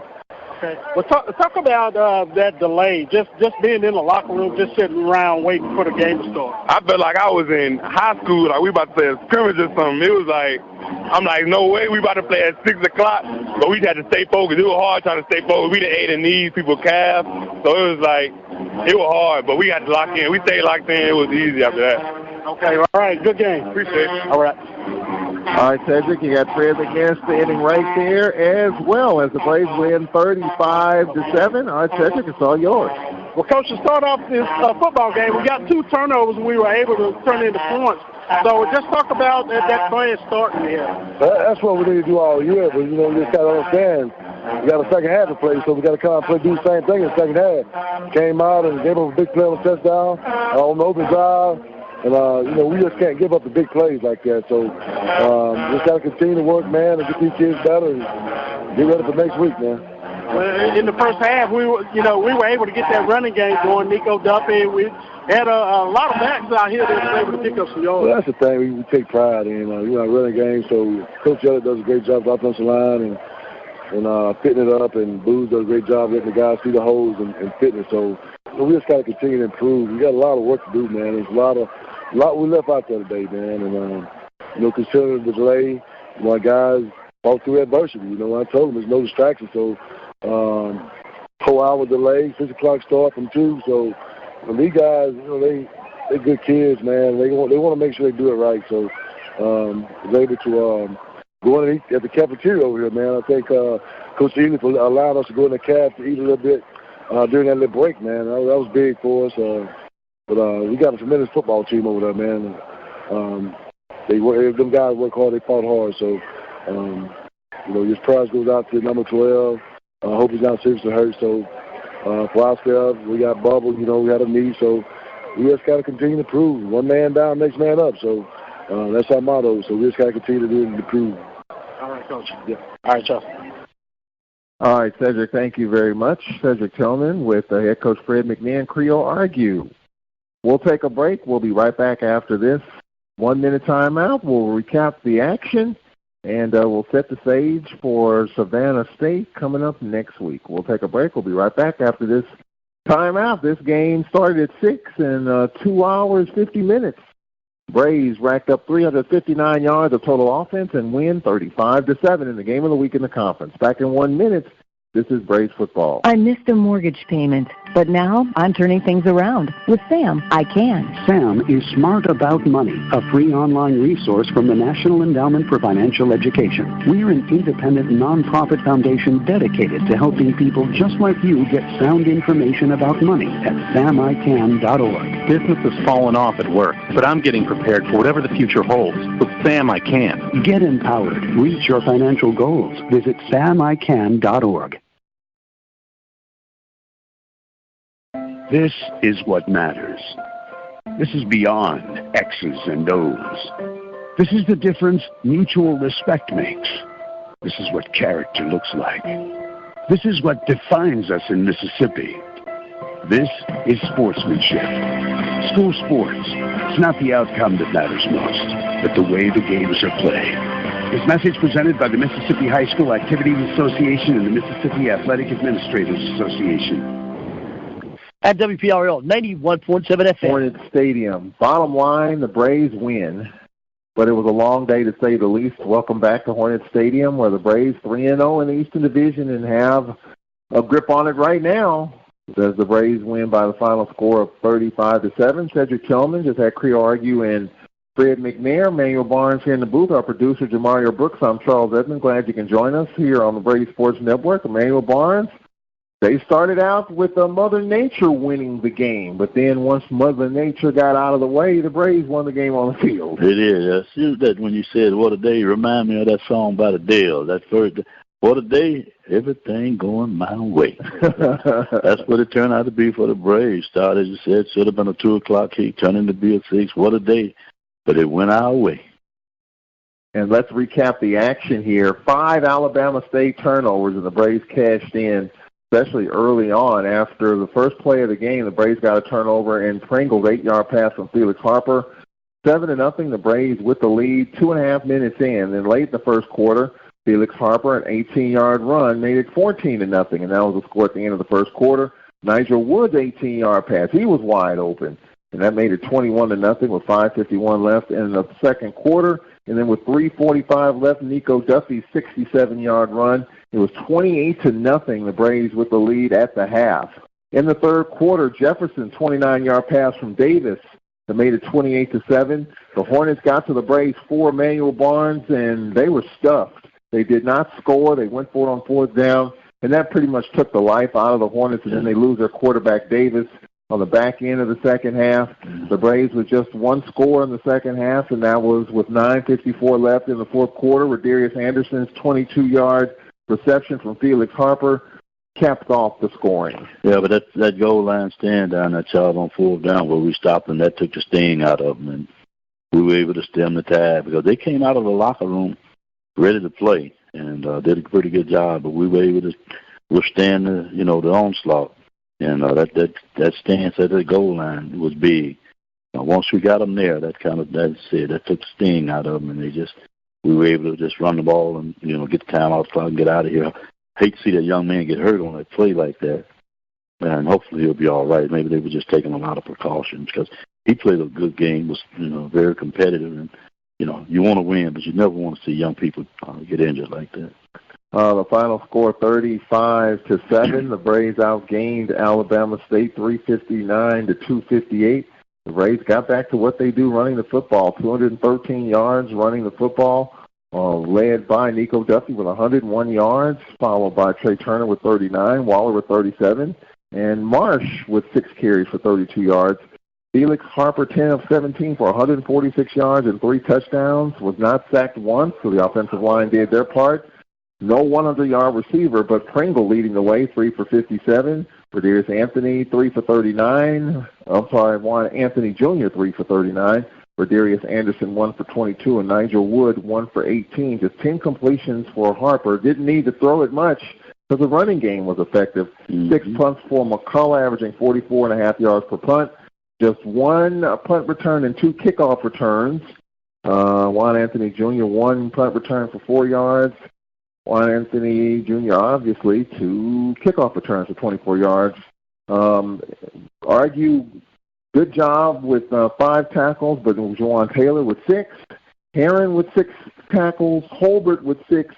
And Kinsler with 6 tackles for the Braves. Yeah, good job by him. But with Felix, you said the 10 completions with Charles. He averaged 14 yards of completion, so that's a first down every time he put his arm up, if you look at it that way. So it's pretty good, pretty good evening. We'll take a 1-minute break here, and we'll wrap it up. Long day here in Montgomery. We left the hotel at 10 o'clock in the morning, and here it is 9 o'clock. We're still here. Why are we still here? Lightning delay. We're going to try to get out of here after this 1-minute break. We'll get Cedric Tillman. We'll get his thoughts, and we'll wrap it up and get home and get ready for homecoming and Savannah State coming in. And it's homecoming. You gotta love it. We'll take a break. We'll be right back in 1 minute. This is Braves football. The Old Country Store, located Highway 61 in Lorman, Mississippi, where you'll find the best soul food around. They're open daily, 10 a.m. to 4 p.m. People come from all over to try Mr. D's famous fried chicken, good, and to hear him sing the Grandmama song. Go by and see Mr. D and his crew. You'll be glad you did. You can call them at 601-437-3661. That's 601-437-3661. The Old Country Store. They're proud supporters of WPRL 91.7 FM and Alcorn football. Go Braves, go. The Old Country Store, good.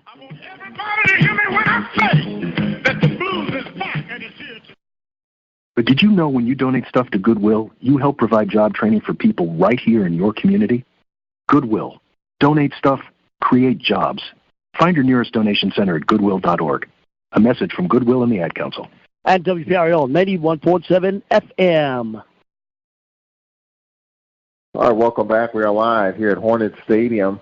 Emmanuel Barnes, good job by the defense, really getting Alabama State off the field. They had the momentum a little bit in the third quarter, and the offense got it going, and the defense kind of put the finishing touches on this one. Yeah, and you mentioned it earlier where they were standing in the conference in terms of rushing the ball and those kind of things, and so they've been kind of pedestrian with that, and you don't want to let them get started. As they say, you don't want them to get well on us, and you're right. The defense did a good job of not letting them get that going. Some high-scoring games around the conference. Braves win 35-7. Some close games. Alabama A&M in overtime over Texas Southern, 35-28. Pine Bluff, a 7-point win over Lane, 45-38. Valley. Jackson, tell us about Grambling. Jackson. Yeah, 44-14. Grambling over Jackson State with 8:16 left. Are you serious? Yeah, 44-14. And Mississippi Valley over Virginia Lynchburg, 31-23. The offensive struggles for Jackson State. Wow. This game did not count in the standings, and I think it was one of those games in which you really get a chance to count to the fans. Yeah, to see where you are. And for Jackson State, it's their home opener, and it was close for a period of time. But Grambling with a 44-14 lead over Jackson State with 8:16 left. Well, Emmanuel Barnes is homecoming next week. Savannah State comes in, and Fred McNair always talks about homecoming, what it means for the alums and everybody coming back. But from a football perspective, we got to get ready for Savannah State. Yeah, you got to get ready for a football game. That's homecoming. Fred said that's homecoming for the fans. He said, yeah, it worked. He got to get ready for a football game. Got to keep his team focused. Want to go back, and I'm sure he's going to talk to them about those penalties tonight. He's happy that we took advantage of the turnovers, but I'm sure he's not happy with those pre-snap penalties, the false starts and things like that, and a couple people lining up offside. So he's not going to be pleased with that. So those are the kind of things he talked about when he said you got to keep them working and keep them focused to let them know that that's a great win, but we still got work to do. Yeah, Jackson State just scored, so it's 44-20. Grambling with the lead in the fourth quarter, about halfway through the fourth in Jackson. We'll take our final 1-minute break and wrap it up after this. This is Braves football.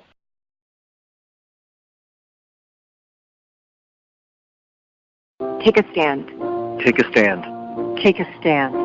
Like my brother did, when he wouldn't take no for an answer. Like my wife did, when she asked the right questions. Like my friend did, when she made the call. You stood by us when we were in uniform, so stand by us now. Take a stand for those who served our country. If you're a veteran in crisis, or know one who is, the confidential Veterans Crisis Line is here for you. Call 1-800-273-8255 and press 1. Chat at veteranscrisisline.net or text 838-255. Ranger Station. Yeah, hi. I'd like to report a bear sighting in the forest. 1 second, I'm having a smoke. The next thing I know, I'm face-to-face with Smokey Bear. Wow. And he told me it only takes one spark to start a wildfire. Did you know 9 out of 10 wildfires are caused by humans? I had no idea. That's why Smokey's famous and you're not. If you see someone in danger of starting a wildfire, step in and make a difference. Brought to you by the U.S. Forest Service, your state forester, and the Ad Council. Learn more at SmokeyBear.com. And WPRL 91.7 FM. All right, back here live at Hornets Stadium, where the Braves win a big one, win a good one, and now it's on to homecoming. Emmanuel Barnes, what do you feel when you look at this team now? How do you feel about where the Braves are at this point? Oh, I'm happy with where we are right now, Charles. 3-0 sitting in the East, leading it. We got a tough game. Well, first we got homecoming. You can't assume anything about that, but we're talking about the conference now. So I'm not looking past Savannah State. But after Savannah State, we got the bye week, and then we got a tough game with Southern, tough game at Grambling, and then we come back home for Alabama A&M. But being 3-0 is better than being 2-1 or whatever, and this was a big win here tonight, and there's no way to overstate that.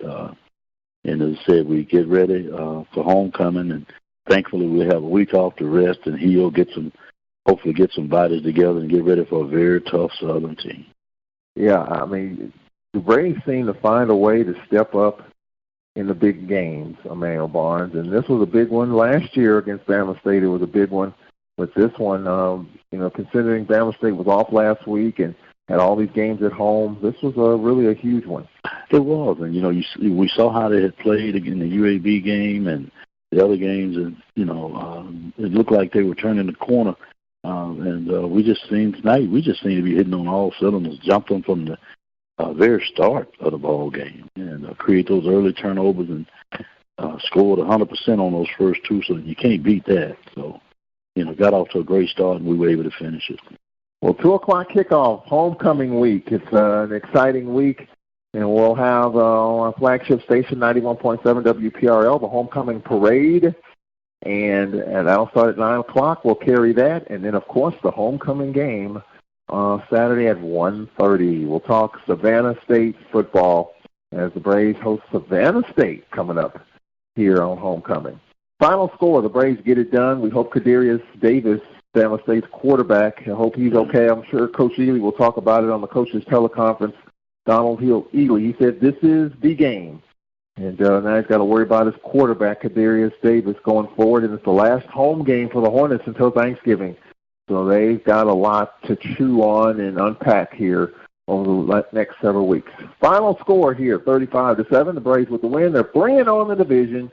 And we'll have Savannah State on homecoming next week. For our producer, Jamario Brooks, Emmanuel Barnes, Cedric Tillman, I'm Charles Edmond. We'll talk to you next week at Jack Spinks Marino Castle Stadium.